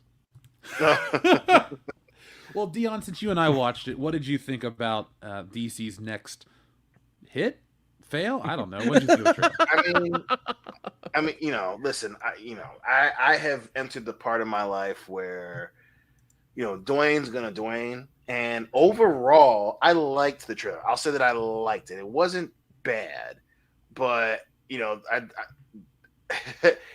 was one of those where if you could have a list of superhero action movie tropes, Black Adam hits all of them. It's just the most general trailer. They have spaceships flying. I guess it's his home world. Then he's, my son sacrificed himself to save me. And then then he's talking to Dr. Fate, which, don't get me wrong, I love seeing Pierce Brosnan as Dr. Fate. But he's just like, in this world, they have heroes, and heroes don't kill. And he goes, well, I do. That was the only kind of cool part of the whole trailer, where he's just like, but I do. That part was cool, but everything else was so hammed up. They went down the checklist. He does the superhero drop. There's a spaceship. It shows him flying. What kind of hero you're going to be. And it looked kind of okay. So I say overall I liked it, but it didn't really get me like super excited. Like it wasn't like a damn, that's gonna be nuts. It was just like, it's a superhero movie with him, very by the numbers trailer, very by the numbers. I feel the same way about Black Adam I did about Black Panther, where I'm like, it looks kind of good, nothing blew me the fuck away. I'm gonna watch it. Same feeling. So I got Aquaman vibes from this trailer. Like, this feels like DC's attempt to make Aquaman again. But when I watched the trailer, I was kind of underwhelmed. You talked about action movie tropes. I picked up on superhero movie tropes. The shot in whatever Middle Eastern country or whatever part of the world they're in looks a lot like the African shit from Avengers Age of Ultron. You even got Black Adam flying against an airplane like Iron Man. Like, what they're really trying to do is tap into the visuals or the iconography of these superhero movies and basically put The Rock, who's a guy we all know, some people like, and put him in these situations and these things that are familiar. So you're like, oh, so basically what they do is put him in a place to where you kind of accept him quickly. They're trying to get people to buy into him like he's a bigger deal.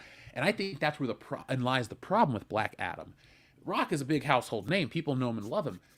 But if you read comic books, you kind of know Black Adam. Even the Jeff Johns reboot or whatever he's done with it. Like, it's Black Adam at the end of the day. The Rock has picked a really weird property to be the face of.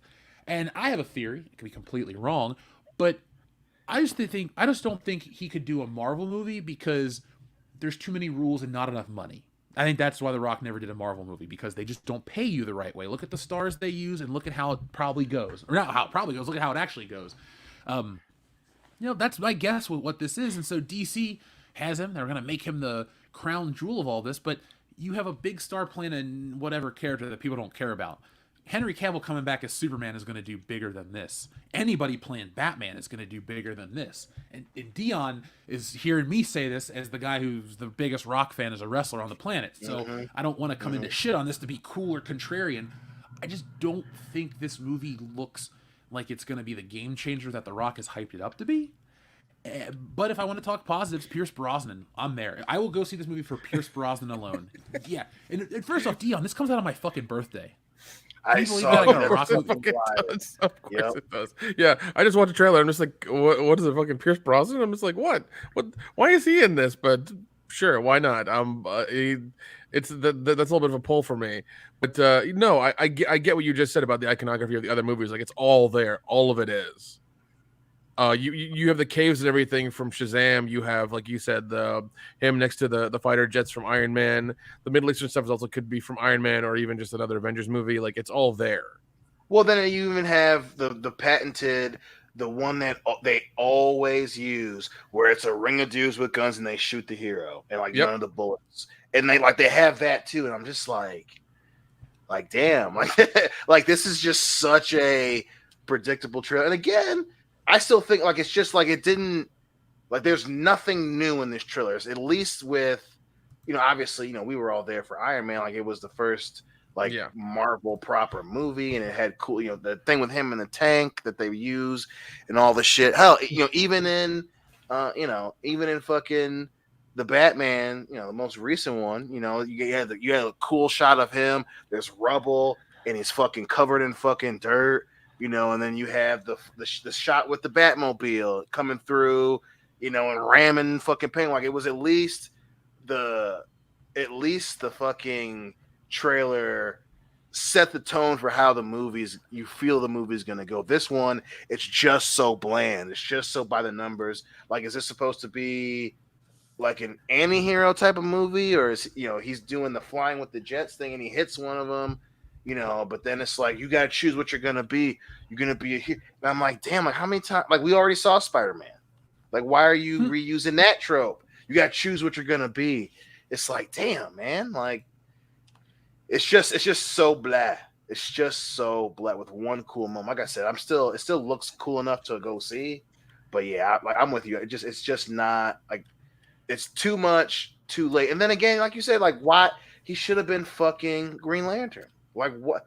Why Black Adam? Yeah. Why Black? He should be fucking Jon Stewart. That was the move to make.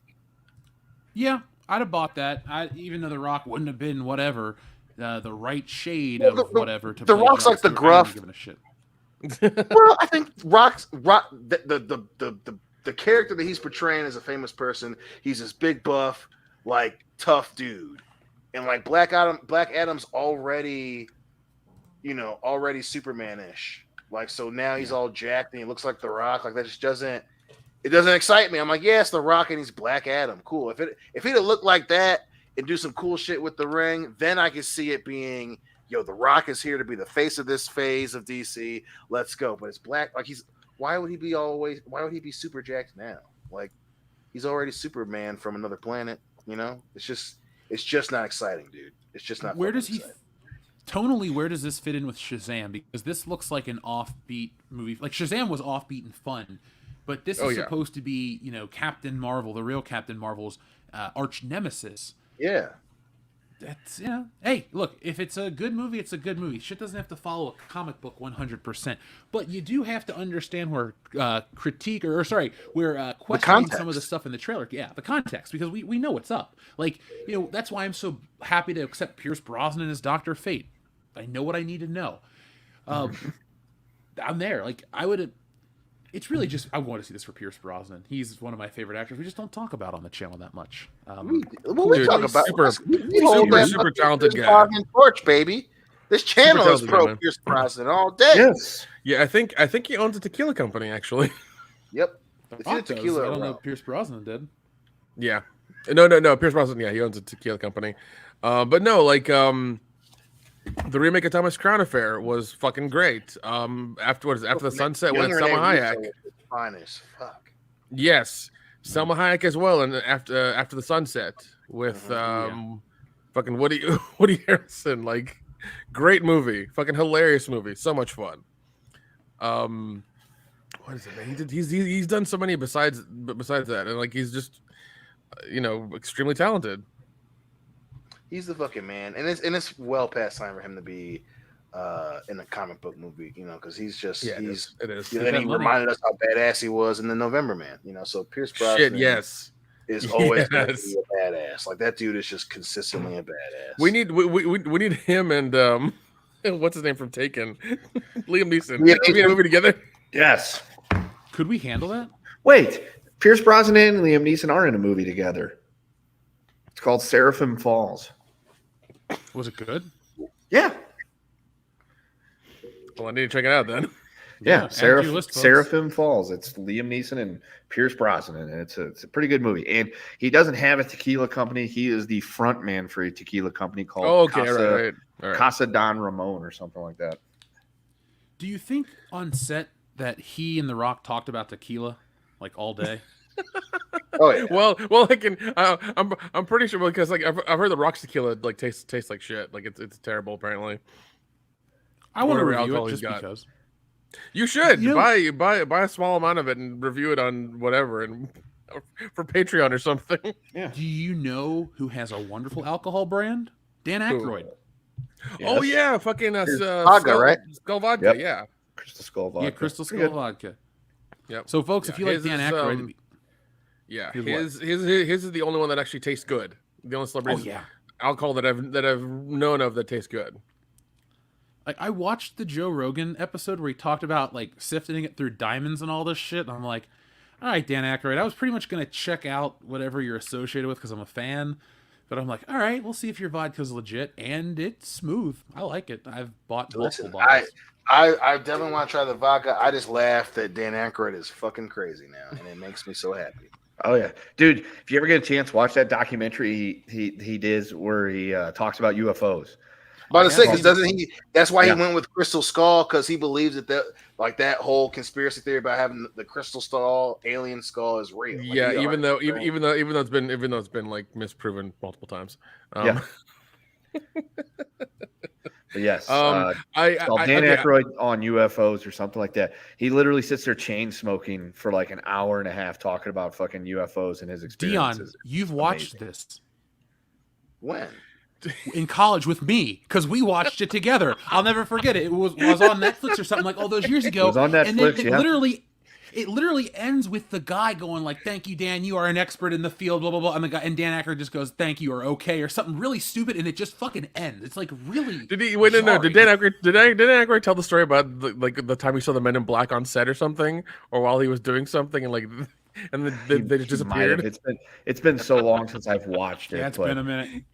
Oh god, I've heard about the story like very convincingly. I'm just like, all right, buddy, calm down. Nick, the best part is this thing was clearly filmed in a room the size of a closet with just like one of those big fucking bright lights that the cops use in the movies to interrogate people.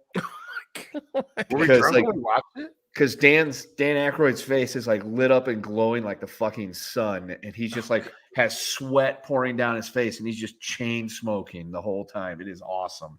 Oh god. Oh my gosh. You need to go Back in find the House it. of Blues. Yeah, Yeah. I'll find it. I love everyone in the chat is putting in celebrity alcohol. Hey, Francis that. Ford Coppola's wine is actually really good. that's not right. That wine is good. I bought it from my uncle. We both had it a couple Christmases ago, and it's actually really good. Yeah. I got Cabo very Wabo drunk in tastes Las like Vegas shit. on that. Oh yeah. Yeah. Ryan Aviation Gin is actually really good. Hillary fucking really likes that, and I've I've never had his gin, but if you say it's good, I'll take your word for it, sir. yeah, man, it is good. It is good. Fucking Cabo Wabo just is not good unless I'm thinking about something else. I remember it tasting like shit. Now, let's move on. Unless you guys have anything else to say about Black Adam. I mean, it's just a trailer. We kind of gave our piece. Listen, I'm just glad they didn't call it African American Adam. That's I'm very pissed they didn't. accurate. What about Brother Adam? Or my Brother Black Adam, Would you yeah, watch my brother. Black Adam? It's my black. No. They should have called it Pacific Islander Adam. So would have been accurate then. Wow. He could have done his whole thing then. Do you think Fred Sanford Ripple? If that was a real thing, that would be Yeah. awesome. I'd have the big one every week. Oh, yeah. Do you think Black Adam's going to be a success at the box office, Dion? I do. I think it'll be a moderate success. I think it's going to be less of a success as Jungle Cruise, but it'll still be a success. Jungle Cruise. Dion went. Nick, you go next, please. Yeah, I mean it's a Rock. I mean he'll advertise the fuck out of it, and they'll make their money. They'll be fine. Kendo. Yeah, I mean it's gonna make its money back a little bit more. We're not talking like fucking Avengers quality, type of money, but it'll do okay. It'll make its money back. I think this movie will be a success, obviously, but I don't think it'll be as successful as like a Doctor Strange. I don't think this is a $1 billion picture. No. No. The Rock's big hits are these ensemble pieces, and again, I don't say this to just build myself up. I'm like a huge fan of the wrestler, the shit, all this stuff, but like there's something that I can't get on board with the movies where he's the star, but the ensemble ones work. Like Pain and Gain, some parts of the Fast and Furious movies. I like The Rock in that role, but like because he's a wrestler first and actor second. He can't carry the movie or the role all by himself. He has to have somebody to feed on, to joke with, to have one-liners with. He has to have that. Yeah, like Kevin Hart. Anybody else? Jack Black. Yeah, he's got to have that banter. That he's got to have the buddy cop thing all the time, or it doesn't work with him. Sean William Scott. Stifler. Yeah, that was a good movie. Rundown. That was a really good movie, actually. That was a really good movie. The Rundown was actually quite good. Making fun of you guys. I actually really love that movie. Yeah, no, it is. No, it is. It is really good. The part where Arnold Schwarzenegger fist bumps the early Rock. 2000s Rosario Dawson. Oh, money. Yeah, she's up there like all-time great. Agreed. Yep. Oh well. Lucky the guy who ever married her, lucky for him. Anyway. She's married to a politician, I'm pretty Yeah, sure. she's married to a senator from New Jersey. There you go. Oh, then never mind. Wait, isn't it like the Cory Booker dude or whatever? Yep. Yeah. Yep. The dude with That's the what it huge is. Like on TV? Yeah, whatever. The dude with the huge Mr. Potato Eyes. That Yep. guy. You must be a smooth talker, dude. That's all I'll say. No, check Jeff, with the he's a audience. politician. Yeah. Oh yeah. He's used He's to a lying liar. and telling He's a people smooth what they talker. He's a want to hear. liar. All right, so Kyogre's hideout. We read yours last about Sony gaslighting or being gaslit. Thank you very much. Actually, we went a little further back, a little further up. All right, so here we go. Primer. The media kicked up a stink over Johnny Depp staying at the Ritz-Carlton for several $1,000s. Meanwhile, Amber Heard rented a mansion for $40,000. Who the fuck about that one? cares? Yeah, I don't give a shit either way. Yeah, it doesn't matter. Like they're both like actor weirdos, as we found out through the fucking trial. Like, Yeah. yeah. Neither one of them came out of this looking like, a saint, like the type of person that you would want to model your life after. He just came off looking way better than her and not a liar or an abuser. Basically, yeah. I'm not going to either's barbecue. Just Correct. throw that out there. That's a good idea. It's a good idea. I mean, I might end up on the barbecue if I go to fucking Amber Heard's house. Or she'll shit her barbecue out in your bed Yeah. and blame it on the dog who stepped on a bee. But it should have been me. It should have been me. That fucking video. I'll try to pull it up in a minute. It might be worth it. We need to close our show out with it. But up next is our friend Jack White, who says, Jeff, how far into One Piece are you? And did you see the latest trailer for the new One Piece movie film, Red? I saw a picture for an article about a trailer, and that's about all I've seen. I've been working on Wokebusters, as I keep talking about. Folks, go to wokebusterscomic.com to check that out. So I haven't really been reading much of anything right now, just a book on, like, technical art shit, nothing exciting. So that's how far I am. But I do intend to sit down and watch some more Lupin the Third because we have the channel here.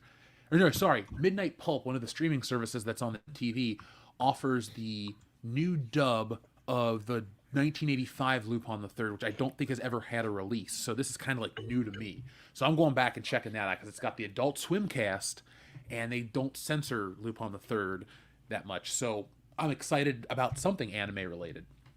But Jack White, thank you. I do have, though, hold on, just to let you know, I do keep something close by the desk. I'll even show it to you. One Piece Man. Or One Punch Man. Why did I say One Piece Man? You're talking about that. But yeah, I keep One Punch Man by the desk. I like manga quite a bit. I use a lot of it for layout ideas and stuff like that. So up next from our friend Dr. Coffinails, what's up? He says, "All right, it's okay, Kendo. As the father of biracial children, your white card has been revoked. Even though my kids are 1/8 black, they give me a pass. Thumbs up." I mean, wait, he gets a pass for being white, or I'm confused. But I'll reread it. He says, "As the father of biracial children, your white card has been revoked. Even though my kids are 1/8 black, they gave me a pass." So I'm not white anymore? That would make Bethany. Yeah. Your POC card's in the mail, buddy. That's fine. Welcome to the club, brother. Yeah. Me, Jeff, and Dion put in your application 6 months ago. You should get a card anytime now. Exactly. Cool. We vouch for it and everything. You're one of us. Yeah. I mean, that's fine. I can. It's it's whatever. I just gotta learn how to enjoy the rap music now. Enjoy the rap. Ain't nothing to ODB as you can see. See, but see, the difference is now when you sing What in a the car. song to go to, Dion. Hell yeah. The difference is now when you sing in the car, you can say the N-word. Oh, cool. I'll use that tomorrow. Yeah, I don't know about that, buddy. I mean, we gotta ease him into his new position. He's on probation. Start with look, when you reference NWA, you can now say the Neighborhood Watch Alliance. I mean, I can pretty much do the entire Straight Outta Compton song from the top of my head just because I've heard it so many damn times. More than me. I don't really know that song that well. No, it's great. Straight Outta Compton, crazy motherfucker named Ice Cube rolling with the. I'm not going to say it. Attitude. Sawed off. No. Yeah. Jack White, thank you very much again for your generous super chat. He says, if you're not very far into One Piece, now is the time to catch up because Oda is going to break for a month with the manga while he plans out the final saga. Oh. I mean, that all sounds well and good, but only one piece? Like, who goes to the store and buys chicken and only gets one piece? I'd be pissed off, man. Yeah. You got to at least get the 3-piece meal, or you get the 8-piece bucket to take home, or occasionally you get the family feast with 12 pieces and 2 sides. But when you get the 3-piece, you got to get the biscuits and the mashed potatoes and the macaroni and cheese. You got to get the. Unless you go to Popeyes, then you got to get the Cajun mashed potatoes and gravy and the red beans and rice. Exactly. That's what you got to do. I have a question. One piece. If you get a whole chicken and it's still connected, is that one piece of chicken? No, I mean, it's one whole chicken, Jeff. But if you've ever gotten one of those whole rotisserie chickens that are delicious as shit, I have. As soon as you go to pick it up by just the leg or the wing or something like that, it just falls apart because if they've cooked it correctly, at least. If it's Costco, you mean? Yes, I do prefer the rotisserie chickens. I will shill for a Costco rotisserie chicken. Somebody send me $5 so I can go get a Costco rotisserie chicken tomorrow. I got a membership card, I think. That would be a fun, stupid stream. The 4 of us, we just eat Costco chicken and watch a movie. That would be amazing. Fuck yeah. That sounds good. It's so greasy. Let's do that. Let's do that this year around Horror Hound. I'll get my mom to go to Costco and get us about $50 in chicken. So 10 chickens, and she'll bring them into the Horror Hound venue. Oh my god! We'll just sit around. I'll be like, all right, I call legs and breast. Oh man, God. But Jack White, to jump off of your super chat though about anime and manga, I saw that Berserk is getting picked back up after the artist died. So I'm curious to see what the story is with that, because here in America, you know what I mean, other art, like most times, like Spider-Man, not one guy draws the book. Ditko died, but Romita had taken over years before, and this guy, so it never really was tied to one artist. It wasn't a big deal when one of these characters was taken over by a new artistic hand. But I'm interested to see what this one's like, since it was his vision the entire time. Jack White, thank you very much for the one more. He says, P.S. After this week, when his break starts. Well, Jack, I'm going to take a screenshot of your super chat right now, just as a reminder if I'm looking for some extra reading, because I frequently get bored with what I'm doing, and I go, oh, I need a break. So maybe I'll find some inspiration. Shock and Funk, what's up? He says, what's up, WCBS? Just wondering if any of you have heard of the Actman versus QTV debacle on YouTube. It's one hell of a rabbit hole. Have you guys heard of this? No. I'm gonna look into this just to go down the rabbit hole later. I found an article from today about it, so it's a whole thing about like Elden Ring and copyright and stuff like that. So I have to learn about it. Hillary was telling me about that. Yeah. Okay. Yeah, so I have not heard about it, but oh shit, Joseph Pianowicz, thank you very much for the $5. There we go. We got a Costco chicken. Hey folks, if you ever send them a $5 super chat and you just don't have anything to say, just say for a Costco chicken and we'll know what it means every time. Always appreciate those. We like Costco chicken. chickens. We do. I mean, look at. Never mind. Don't play into the stereotype, Jeff.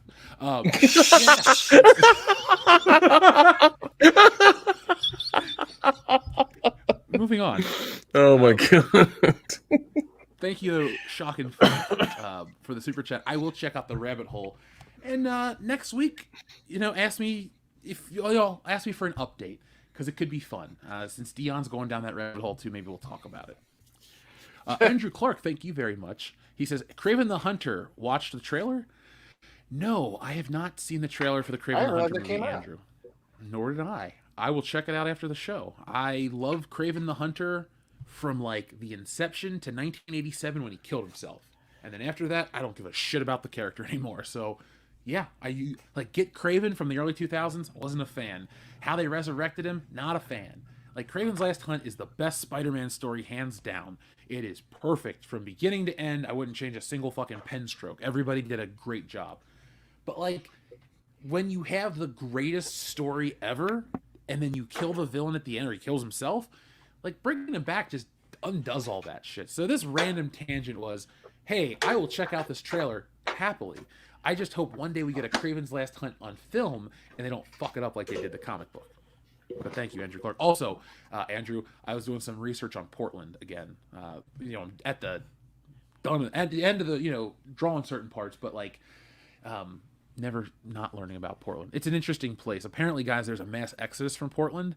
And I wonder why. About this, had I read about this during the scripting phase of Ghostbusters, it would have played out. Well, it would have been a ghost town. Well, Jeff, I hate to tell you this, but the whole West Coast is having a mass exodus. So. Yeah. I know. I'm on my way right now. Don't you hear the car rumbling? That's my family.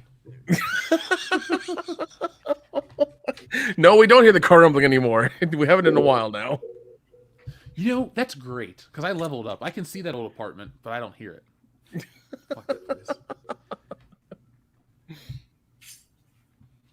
TLJ Screwjob, you are next. First off, our friend Enrique Vasquez sends in a super chat. Thank you, Enrique. He says, haven't started Obi-Wan. Instead, watched all of season 4 of Stranger Things and Hayuku, a volleyball anime. Highly recommend. I would check out a volleyball anime. I once watched one called Comic Party where it was about a group of people wanting to create their own manga and then go to a comic convention. And it was literally a show of people walking around a comic convention about the shit that they made the show. So it's kind of meta and weird, but I'm willing to give it a shot. I'm willing to give any of these a shot if their premise is interesting. And I started to get into Stranger Things, Enrique, but I went back to season 1 with Jesse, so now we're midway through season 3, and then we're going to start 4 next week. Nick, I'm excited. I love how you and Ken are in the same boat. It's like, I watched season 4 twice. You guys need to catch the fuck up. Problem is, his boat's paddling just a bit faster than mine. Yeah. But see, I've got a wild card though. Get a motor on your goddamn boat, Kendo. I don't know what to tell you. Like I said, I've got the wild card though. I can always just sit down on my own and just watch it if I really wanted to, and just be like, I'm gonna go watch something in the other room while you're watching whatever the hell this is, and then I can just go watch that. Yeah, while she's watching her what is it, murder mystery stuff, you go watch season 4 of Stranger Things. Yeah. I will watch it very soon.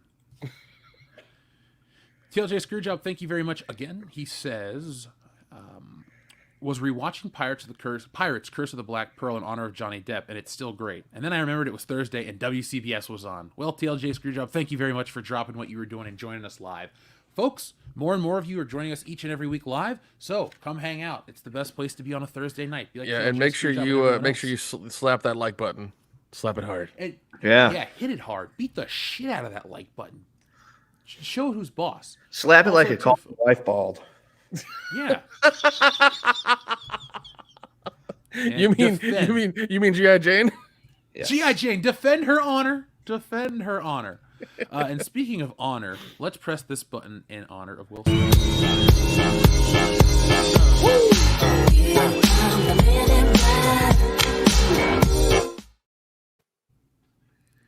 There we go. Now, we have an old friend who's back. Oh my God. From the Nice. depths of Mustafar. Darth Vader's disembodied charred phallus has returned. Thank you very much. You jumped to the head of the line because you're back from the dead. You know what really cracks my shaft? They cut my cameo from Kenobi and left me on the Mustafar again. You know, If we had an animation budget for the channel, we would animate this little like sentient hot dog thing like crawling across the Mustafar beach to Darth Vader's castle, and then it ends with like Darth Vader like. Oh, around.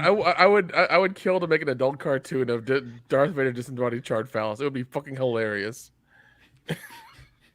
Let's pitch to Disney. Our opening pitch.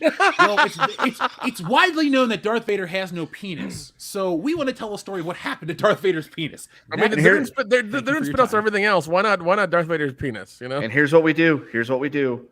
The penis is like an animated one, like a South Park style, and we get Idris Elba to voice it, and we just superimpose his head on the end of the dick.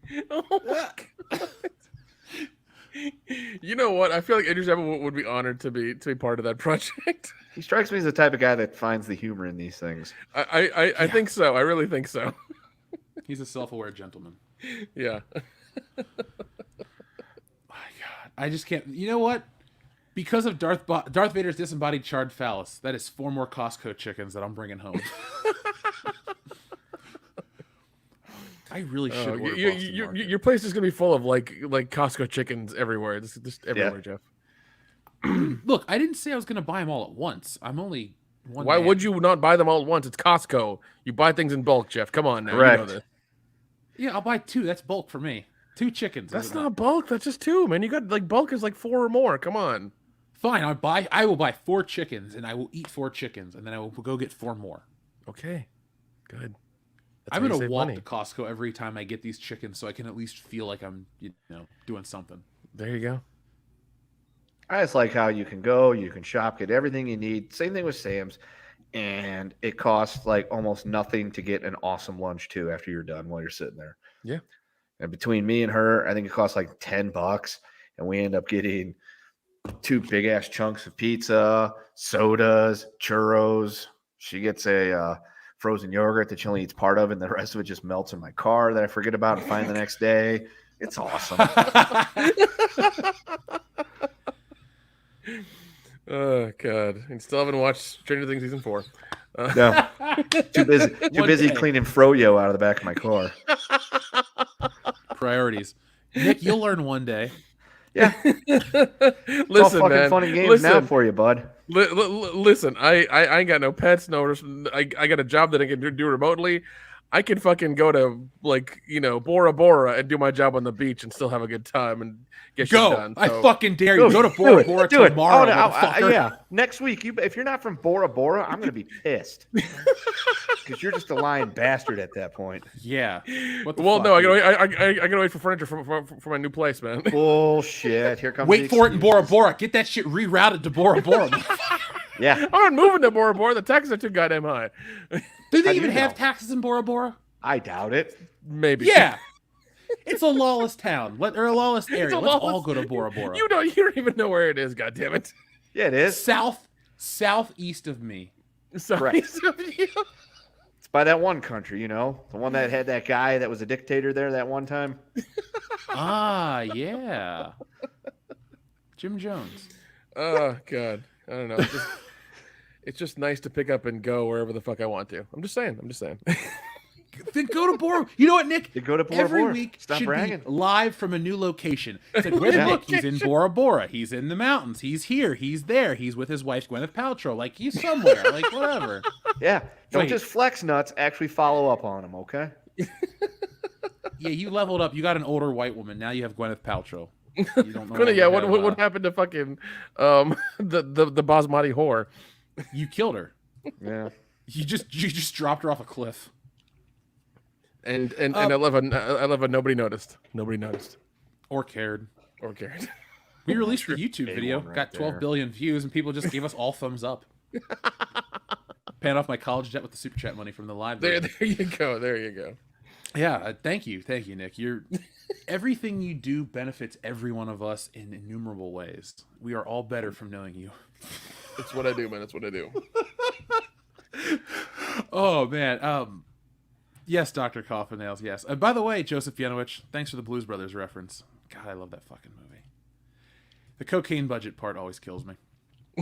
For what? Screw job. The cocaine budget for the Blues Brothers, like the movie that. Had Oh one. shit! Yeah. Oh god. Do you remember the documentary about what was the Tower Records? They called it hand truck fuel or something. I don't. Yeah, like, I need and it to was like watch it was something they wrote in the budget of Tower Records, and it was like literally called hand truck fuel. That's what they put down for it. It was ridiculous. Oh, sorry. I was reading Andrew Clark's message about Portland, and it's like, dude, in Wokebusters, I don't want to spoil it, but the police aren't really around for some of this shit. So, like, how does a blue giant creature destroy a city? It's weird that it kind of imitates the real place. Yeah. These things happen. Talk about lawless towns. Portland, Oregon. Yeah, I'm not streaming from there, man. I might get shot. Yeah, you just shouldn't. It's not Bora Bora, Nick. Yeah. Where you can sit around not paying taxes and bragging about how you can go to fucking Bora Bora. Yeah, I could go to Bora Bora. You're in Bora Bora. Shut the fuck up. It's like you and Milton from Office Space are on the beach together, and he's talking about the margaritas and the strychnine, and you're like, I could be in Bora Bora. And then he poisons you. That's the Office That would be Space my sequel we've been goddamn waiting luck.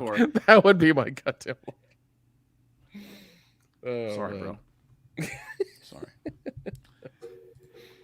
Somebody else to apologize to is TLJ Screwjob for making him wait. Nah, just joking, buddy. He says, no pineapple on pizza is disgusting, Kendo. I like The internet that. tell you to believe that? Sweet and the savory, you uncultured swine. Yeah. You don't just put just pineapple on it. It's pineapple with ham, bacon, a little barbecue sauce drizzled on the top, and it is fantastic. Well, but no, it's the internet told you it's funny to hate on it. Well, it's like it's the equivalent of not liking lemon pepper wings. It's like it's kind of the same thing. It's like that's It's good like too. You don't like lemon pepper wings? Did the internet tell them that too? Well, who doesn't like lemon pepper wings? They're fucking awesome. Yeah. Yeah. Yeah, here's the thing. We're on the internet. Lemon pepper Or like wings kick or ass. like or another one, orange chicken. Orange chicken's I great. ain't never Who's met this someone shit that about? like orange chicken. That's Yeah, I'm me just saying. neither. I'm just saying. These it's kind of the equivalent of like I know it's not fruit on something, but it's fruit flavored, or that kind of food. It's like that's how I quit. It's like you're hating on these things as well because you don't like pineapple on pizza. It's like, come on, man, give it a try. Just try it. Just try it once. Oh, baby, I give think it the a try. official WCBS pizza has pineapple on it. Along with candy corn. Yeah, I mean, we can have various different, it's like you don't just go and get one. You got to get multiple pizzas. We each have our own brand. So you got Dion's, massive meat lovers or something like that. And then you got, Nick's avocado pizza because he's one of those fucking weirdos. It's served on toast crust. Perfect. Oh Yes. my god. I can taste the white girl. Nick, I'm so excited for your new life as Mr. Gwyneth Paltrow. Oh god. Well, when she gets called to court for all the bullshit she sells, I'm not a part of that shit. Yeah, you shouldn't be held accountable. Look, you signed a prenup, but a guaranteed $20 million to stay quiet for what you know. So, All right, that sounds good to me. you're a shrewd businessman, dude. I'm proud of you. Yeah. I'll be quiet for that kind of money. It's fine. Yeah, we all will. Oh, I want some Hawaiian pizza. Fuck. So good. We're going to get so much hate for that now. Well, we had bolognese last night for dinner. The night before we had a different type of spaghetti, and I think the night before that we had pizza. So it's like super Italian at this house. I'm willing to go for one more night. Yeah. Should I get Jets? The Yes. crispy crust? Oh, yeah. Always. That's our horror hound pizza. Yeah, I was gonna say that is a definite thing. Like Jets pizza, that's some good stuff. I'm not a big fan on deep dish pizzas or anything like that, or whatever. But Jets, good stuff. I fucking wish there was Jets. There's one in Scottsdale, Arizona, Kendo. So if you and I want to go to Scottsdale for some White Castle and Jets pizza, and Original Pancake House. There's one way closer than Scottsdale. Not for I don't me. know how close Well, there's one in Las Vegas. I just went not too long ago. Scottsdale's technically closer by about an hour and a half. Listen, Kendo misses Las Waffle Vegas. House, okay? Kendo really wants a Waffle House right now. Hey, and this time next month, I'll have been home for a week and a half, so I will have had Waffle House, White Castle, and all that good stuff. Awesome. WWF, Waffle House, White Castle food. We have our friend TLJ Screwjob. This is a great question. Genuinely think that Vince McMahon will die during a promo or something like that? Or just crossing the street like Dr. Zhivago? A not Vince McMahon way.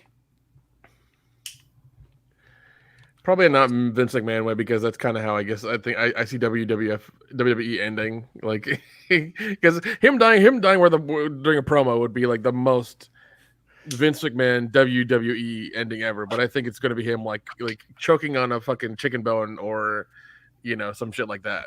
Or having a heart attack, sleeping with a hooker in a hotel room or something. Yeah, or accidentally eating one of those gel packets that come into anything you buy. Oh, Vince is senile silicone now. gel. Yeah, he eats one of those and it just fucking dries him out from the inside. It's not good shit, pal. God, don't eat the desiccant. Leave that part in the beef jerky bag.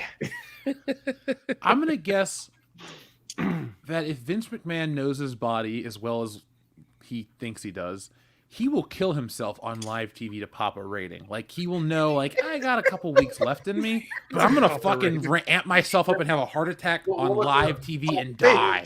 Dude, they recreate the angle back from, the Stone Cold versus Vince thing. And this time when Stone Cold puts a gun to his head, it's a real shoot match. Oh, my God.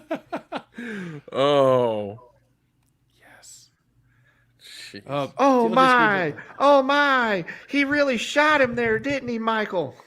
Or wait, no, Matt is Michael Cole. Oh my! I got to talk during every major thing that happens.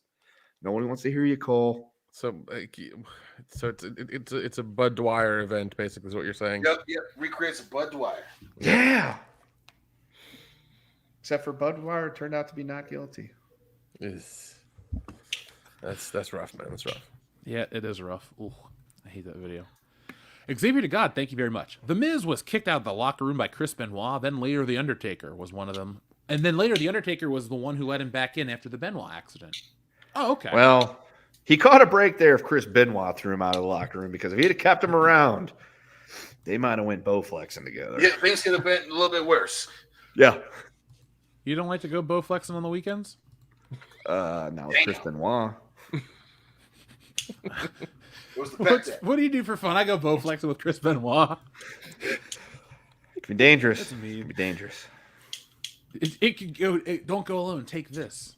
I'll just give you a gun. It's the old man from Zelda. God. What a weird weekend that would be. Yeah, very weird. Up next, we have one from our friend Joseph Bienowicz, who says, "Here's for the Costco chicken, Jeff."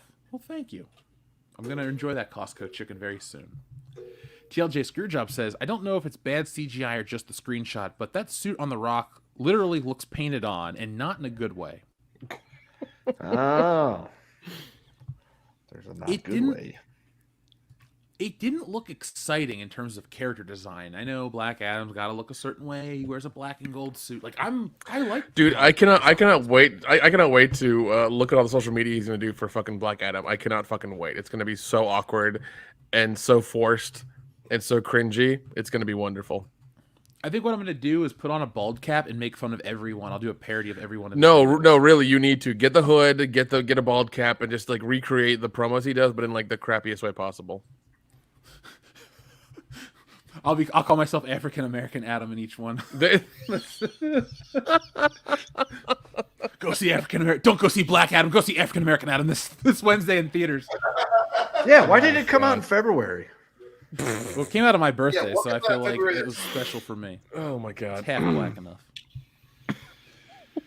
After that one, we have one from our friend Dutch Swede, who says, "Hey, would you look at my Ghostbusters collection video? Do you mean like you want to send it to us? Because I'll gladly watch anybody's collection video. I'm working on building ours here in the office very soon. Dion, I did my first nerdy collector thing, like super nerdy. What's that? I custom painted my Wolverine claws. Oh shit! Yeah. Nice. And it begins. Yeah, don't send me Warhammer 40k shit, or else I'll get lost in that. I'll be like, You start painting armor now. Painting little figures Have and you guys shit. heard from Jeff recently? No. If I can call you and you just video chat, you pick up on video and it's like covered in paint. Looks like a bunch of kids went to fucking town on you finger painting and stuff. And you're just like, dude, I got a whole case of Warhammer stuff. Look at all I did. And it's like this massive fucking box of miniatures. Yeah, just perfectly painted. Like, I said I wasn't good with color. I guess I was wrong. yeah, they're all like war torn, and some of them are brand new. Some of them have been through some shit. Some of them are missing arms and stuff. And he's like, "Look what I did!" It's like, "Oh my god, Jeff, calm You down." know how I get that weathered effect, Nick? Semen, garbage disposal. I just drop him in for a second, let him bounce back up. I'm like, boom, that looks like a real chip. Fair enough. Andrew Clark, thank you very much. He says, Rags did a good video on the Act Man QTV drama.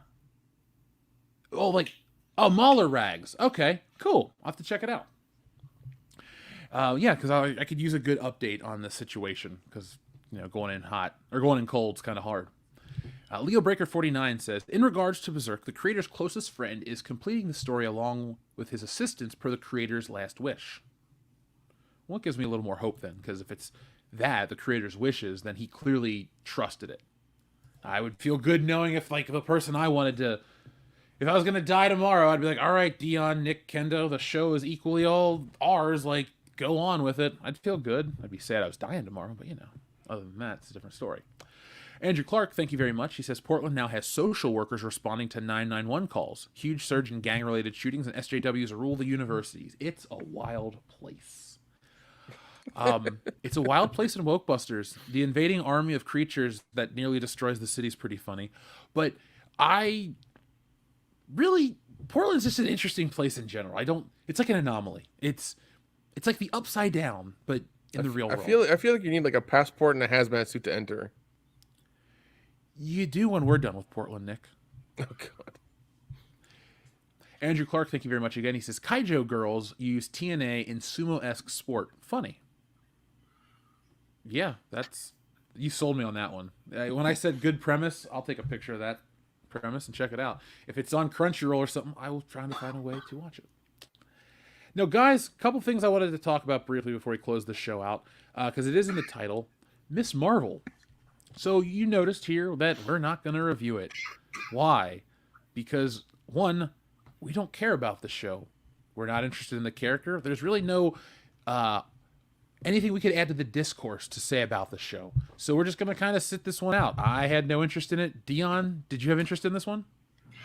Nope, I do not. I do not have any interest in Ms.Marvel. It just, it's just I'm not the target audience, clearly. And, whatever. But yeah, it just, especially now, it's definitely not. Logan, we are going to talk about the trailer for Prey right after this because we've watched it. But no, I just wanted to put this out there because it is in the title card, folks. Yeah, I know people are interested, outraged, this, that, and the other. Critics like it, fans like it. I wouldn't like it because, I just don't like the character. So, Ms.Marvel, I don't like the character. I don't like any of this shit that they're doing. Not going to watch it. Didn't watch Hawkeye, not going to watch She-Hulk. That's how I'm making my stand against Disney and the shit I don't like. I'm just not going to watch it or talk about it. If anything crazy pops up for Ms.Marvel, obviously come to this channel for any of the crazy shit on the internet, any of the entertainment side of that. But, don't expect weekly reviews or breaking down this or that or how it's destroying Marvel or I don't give a shit. Nobody on the show does. We don't lie to you guys about anything. Yeah, so actually, we're not gonna our make up friend shit. Etep might review it. He's yeah.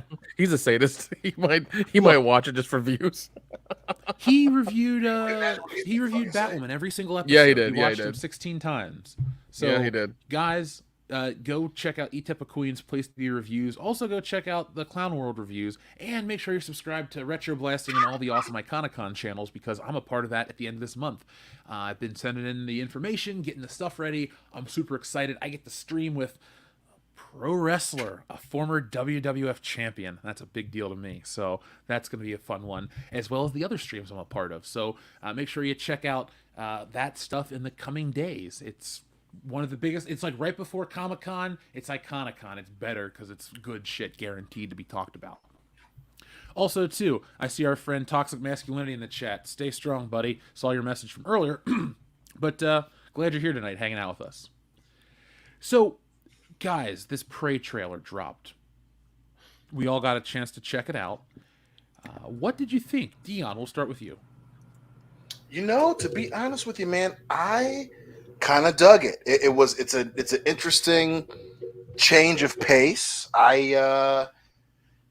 Some parts look cool. I mean, some of the effects look kind of silly, but I'm interested, man. I'm definitely gonna check it out. It did enough to make me care about changing the setting of the whole Predator franchise, and I'm on board, man. I'm on board.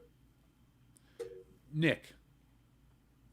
I don't care about Predator anymore. I mean, the last one they did where what was it? It was the CG on the last one was so terribly done. I just didn't care. I did like the one that was with Adrian Brody and all those guys that were like assassins. They brought them to the planet to learn how to kill better. Like I thought that was a really good concept and a really fun movie. But after that, man, everything's just kind of been crap. But especially with this one being just on Hulu and just on their platform is really odd. I don't know why they're doing it that way. But I don't know. It's just, I mean, I'll gladly watch and review it. I'm sure Dion will as well, and we can kind of talk about it whenever it comes out. But yeah, it's one of those things where like they're beating the Predator franchise a little bit into the ground, just like they do most things. I'm just over it. Kendo. I'll consider watching it at some point.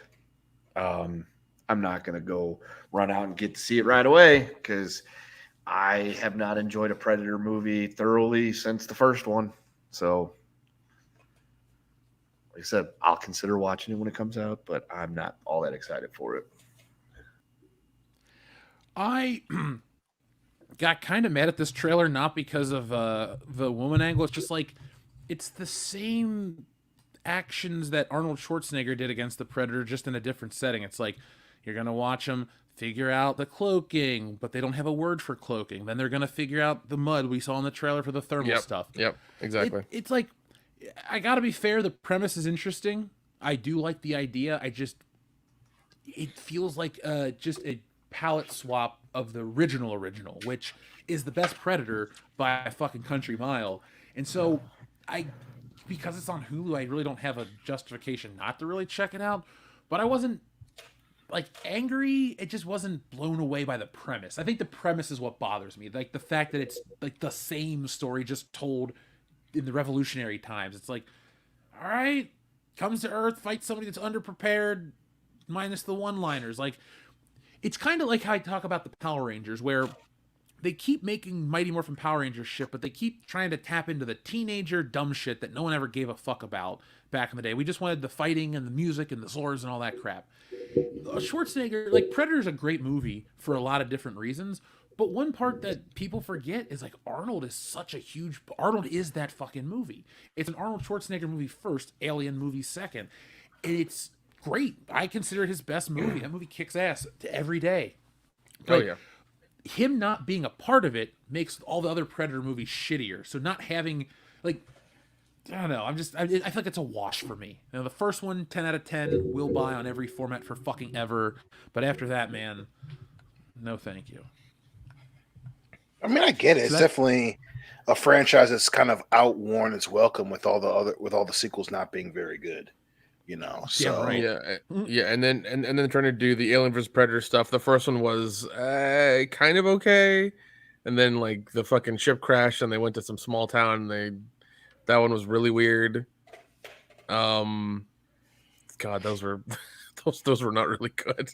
well, yeah, I think going kind of tying into our conversation about wrestling. You know, after the first one, it didn't know what it wanted to be. So the first one was this Arnold Schwarzenegger movie that was this perfect combination of action and horror and sci-fi, and it just all the pieces fit together so well. Then you have 2, which wanted to be an action movie. It wasn't really a horror movie; it was an action movie with some gore. You know, which that one made the audience smaller because outside of people who just love the second one and love how campy it is, it didn't know if it wanted to be an 80s action movie or a movie about the future. And then the subsequent ones after that, then Alien vs Predator wanted to be as cool as the comics, but missed everything that the comics did right in terms of keeping the franchise alive and viable. And they just didn't get it. And then they made the second one, and still it was that fucking mid 2000s. We want to be cool, but we can't show any blood because we wanted to be PG-13. It just the whole and then finally we get Predators, which of course Robert Rodriguez is able to breathe some light into it, and then they just kind of ignore it and go right back to straight action with the Predator, and it's just man. And then they like, well, we're gonna be too sci-fi. And the franchise just wore out its fucking welcome. That being said, there was a bunch of really good fan-made Predator movies. There was one that they did. It was in Crusade times, and the Predator attacks a bunch of knights. God, I wish I could remember the channel that did it. I'd give them a shout out. And then there was the one where they read the comic. The one, I think it came out like 2017 or something, where it was Predator during World War I. So it's just. I like that it's diminished its standing so much that it becomes a monster of the week franchise where each iteration of the Predator is in a different time zone, in a different timeline, parts of Earth, different areas. I'm okay with the franchise becoming that because it's just it's very singular. It keeps it on track. It's easy. This one seems to be closer to Predators than the Predator, where at least it understands what it is. And I'm on board for that. It's got me a little excited. I mean, I just wish that we could know more about the culture in like a movie or something like that they could make, because like I want to know about their culture. Like what is it? What is their planet like? What do they do? Like, I want to know more about that. And we keep getting inklings into it every movie, but never a definitive, like, what's going on. And I want to know, like the way I want to know about the Mandalorians, and Mandalorian, the show kind of gave you that. I want something like that, but for Predators. I want to see what the world is, how they operate, why they're doing this, what's the premise, what's the end game, how did this start? I want that kind of story of the Predators. I'd love if somebody did that. That would be awesome, but I don't think we'll ever get that. Well, watch that was in the comic books, and it's movies they can't. It was very, at the same time, it's very mature.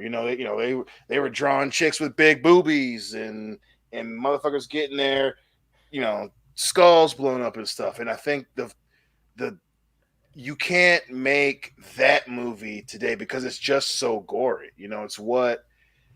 It's just not what studios don't want to make money off of that, or and a lot of times they can't. So I'm with you. I don't think we're ever going to get that Aliens versus Predator comic type movie where they fucking are going balls to the walls, or going all the way out, and they can give the background to keep it interesting. So I don't know. Yeah. I'm with you. I don't think that's ever going to really happen. Yeah, I mean, I would love something like this, just to know about them. I'll try to find the comics and read them, because I'm interested into the Predator character. Always has been ever since the movie. but I want to know about that species basically, and what their whole thing is. But yeah, I'll try to find the comics and read that. But it's just like and it's one of those things where it's like it shouldn't be. I mean, and I agree with you. I think they should make it a kind of like Monster of the Week kind of movie where it's like going through time and different stuff and things like that. That would be interesting. That'd be really cool. But they keep trying to reinvent what they're it. doing here. I'm okay with seeing, a Native American going against them. And then if it's good, then it checks those boxes that so many studios want to get.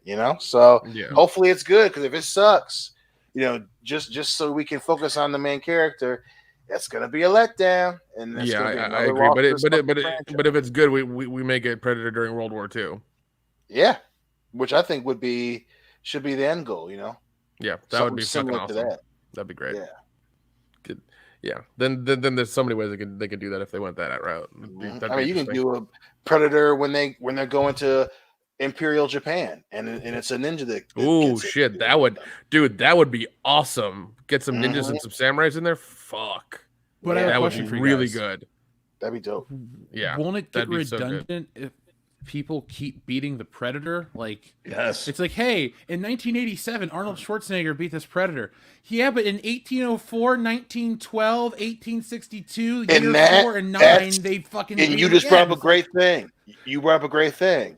Some of them have to lose. You can't have humanity winning every fucking time. Like I'm willing to bet that they have this chick lose in the end. I doubt it. I think that would be great. Yeah. But we'll see. We'll see. That would be dope.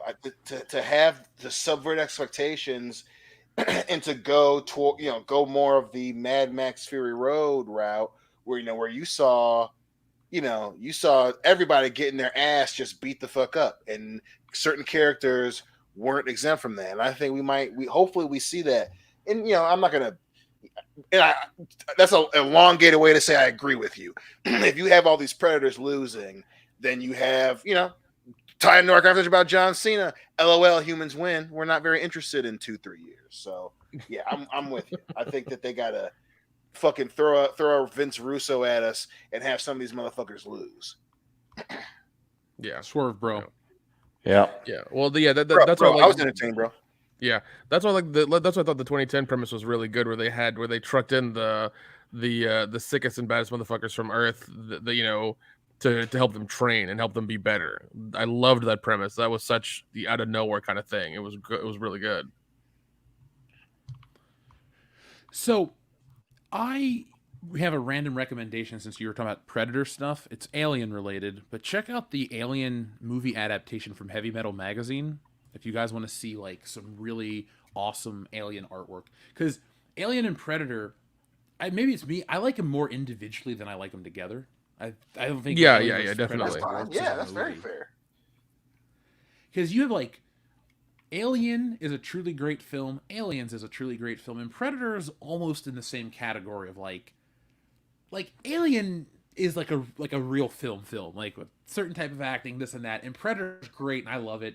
I like it more than Alien, but like, one's a little higher in the art scale. They're all, those are special like that. Yeah. But the books and stuff, it's hit and miss. I hope. Here's the thing: if this chick loses in this movie, and it's like, oh man, a Predator will come back to Earth one day to challenge Arnold Schwarzenegger, and it just like strengthens the original, I'm on board, because I think the premise is cool, the visuals are cool. I don't like redundant movies, and so I feel like if I sit through this and it's kind of like The Force Awakens to the original movie, I'm gonna get pissed. But hey, if I'm wrong, I'm gonna be happy. Yeah, we'll check it out and we'll see. Yeah, man.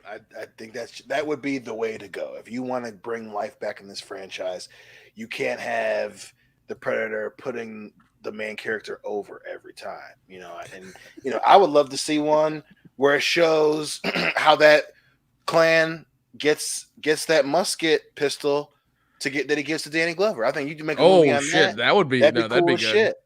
Shit. Show him fucking losing to a Predator, and the Predator takes his gun and gives him tribute takes his fucking skull, and like that's the movie, and then that's the same like Predator you see. Yeah, or like Predators versus Pirates, or Predators against Pirates, something Yeah. like that. That'd be some Yeah. shit. You know, and do it, like, have a rain of fire moment where the guy that you think is going to save the day fucking dies at the end. I think that would be fantastic. That would be a great gimmick for this franchise is, hey, are they going to win or are they going to lose? I mean, I think fans would really get behind that. And that's something that you can make serious money off of for the next decade. Mm-hmm. Yeah, definitely. So we have a few more from our friends in the chat. Xavier to God says or asks, what was the worst storyline for Kane? Was it Katie Vick or Pregnant Lita? Oh, god damn! Those are both awful. I'd say the Katie Vick one was probably worse for Triple H. So we'll go with the Pregnant Lita angle. I gotta go the other way around. I think, the Katie Vick angle made him too human. Like, you have the part where he's like, yeah, we were drinking and then I decided to drive home. Like, no, bitch, you got burned because your fucking crazy brother tried to murder you and your parents died. What are you going out on dates, drinking beer and driving, motherfucker? Like, it undid things about the character. And that's besides it being so cringy, it retconned him. That was just very anti long-term booking, bro. So that's the worst. Never mind, change my answer. I'm gonna go with Katie Vick because I don't hate the Kane Lita pregnant storyline because it's so ridiculous with Snitsky kicking the baby and all this shit. Yeah. I like that one. It wasn't my fault. Yeah, I'm actually on board with the pregnant Lita storyline as not a favorite, but one I don't hate. Best score I can give it. Dutch Sweet, thank you very much for your super chat. Ghostbusters is getting 2 new films, and I can't super chat the link. Well, that's okay, Dutch Sweet. We do know about the 2 films, but I gotta say, I'm more on board for the animated than I am the live action. Which one are you more interested in? Because, more Ghostbusters is coming. I'm gonna go watch the original. I just want it to be good, man. I just want it to be good. That's all I want. As long as it's fun, it's good, and we all have a good time with it, it'll be great. If it's a cash grab, like Ghostbusters. If it's a cash grab, I'm gonna be pissed off. If it's an identity politics, I'm gonna be pissed off. But I just want it to be good because Afterlife was good. Yep, Afterlife was great. We need more of that. I hope they can pull it off. Yeah. Mm-hmm. Xavier to God, thank you very much for both of these. He says, I like Predator, and then after that, it's Predators 2010, and then Predator versus Alien. Where would you guys rank them similarly, or how would you rank? What do you rank the worst Predator film? Because do we all agree the first one's the best? Oh yeah, yes, yeah, oh yeah, yeah.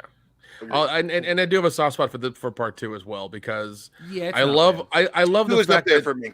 Yeah, I love the fact that it's Predator in like the city, and he has to deal with that bullshit. And he's dealing with a gang, Danny Glover, and all this stuff is kind of like happening all at once, and everything's going nuts. I love that aspect. It's so crazy. Yeah, and there's so many great iconic moments in 2. Like I dare say it's underrated. Like I agree with you 100%. It's not a great Predator movie, but it's a great action sequel if there's an exceptional one, and it's good. It fits its role well. Yeah, because the whole fight between him and the Predator when he cuts off his hand and then he has to repair it and then he's trying to get across the building, like that whole thing is nuts. It is so nuts. I love it. Up next, Xavier to God says, Nick, watch the channel Acid Glow to learn more on the Predator. Okay, I will check them out, man. Thank you. Yeah, I like some good lore channels here and there. I've been listening to a lot of stuff as I'm working. Andrew Clark, thank you very much. He says, it rains 9 months out of the year in Portland. 8 out of 10 people don't use umbrellas. We use hoods at all. 1 year as a kid, I legit forgot the sky was blue. Oh my God. Damn. What? I can add some rainy pages to Holy shit. How do you just forget the sky is blue? Like, what the fuck? Yeah, like, what were you on? Portland sounds like a horrible fucking place. Well, that's why there's no sunshine. Everybody's mad at every little thing you do. Everything's expensive as well. Like, what the fuck? That's why you guys are ready to leave the city at the end of the story. Like, you're like, fuck this, man. Jack White, thank you very much for your super chat. He says, other thing I forgot to mention, the manga for Black Cover has gone on break for 3 months and for the creator to prepare to write the final arc. So, Jack, you bring up a point I really like about comics around the world, but not in America. You know, I'm cool with the country. I'm not really going to go into some fucking soapbox moment here. But what I will say is only in America are the comic artists and the comics just treated like a quick commodity. Other parts of the world, Japan, Europe, I'm trying to think of other countries or continents that, you know, have a big comic book presence, but it's a process and they respect it. So a book can come out every once in a while and it's a big event. Here, everything's so serialized on a monthly basis that like it's just page after page after page of nothing. It's head spinning. So I hope more of the world gets like this, because it's exciting to say, oh, the guy's going on hiatus. We're going to get prepared for the next run, this, that, and the other. Like, that's how you guys can have these great long chapters of these books that go on forever, because these people can take a fucking break. They can do their shit, and they can continue on and work at the right pace. If you try to work at a breakneck speed, you're going to suffer. That's why people look at that art form as such high art around the world. And here you got ridiculous Superman or third Batman or whatever. It's just some corporate bullshit just thrown together to sell you a t-shirt and an action figure that they'll make a higher profit margin on. It's all bullshit.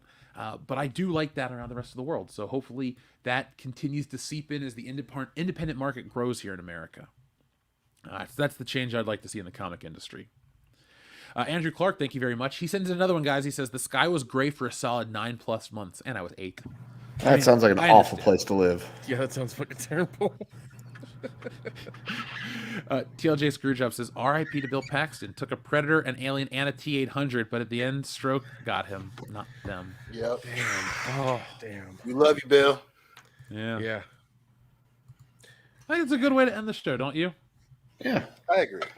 Wait, didn't the T-800? No, T-800 didn't kill him. Never mind. Nope. Yeah, he did. He stabbed him in the gut with his hand at the very beginning. That's what I thought. Yeah. And the other guy was Shao Kahn in Mortal Kombat Annihilation. Oh, shit. Huh. That's true. And he was in, what else the fuck was he? He was in something else. Wasn't he He was in our other favorite Stallone movie, dog. Working so hard trying to make a living, right? Yeah, Cobra. He's the bad guy. In the fucking movie. I know the song. That still counts, right? Like on Jeopardy, they'd give me the points and shit. Yep, that's okay. Oh man, I just got Cobra on Blu-ray. I fucking love it. Oh, it's so good. I just got the rest of the Dollars trilogy. I've never owned them before, so I'm excited to sit down and watch them. They're so good. They're great. I love them. Jesse's never seen them. She's just seen the good, the bad, and the ugly. I gotta say, if this for a few dollars more is my favorite one. Like, they're all great. I gotta agree. A few dollars more is so fucking good. Yeah, no one talks about that movie, but Clint Eastwood's fucking fantastic. He's great in all of them. Like, so it's like, yeah, it's Clint Eastwood. Kind of saying that, stating the obvious here. Okay, so before we get going, anything exciting you guys are doing this weekend, or any last thing you want to say before we go? No, man. Just hoping Glover Teixeira becomes Mr. Unlimited. Is that a fight reference? I think it is. Yeah. Okay. Yeah. I will not review Jurassic Park for the channel, but if you want, on next week's show, I'll have seen the movie and we can talk about it then, and I'll tweet out some reviews. But folks, make sure you're following us on social media. We're on YouTube, Facebook. We're on Twitter. We're going to get better on Instagram. I didn't realize how...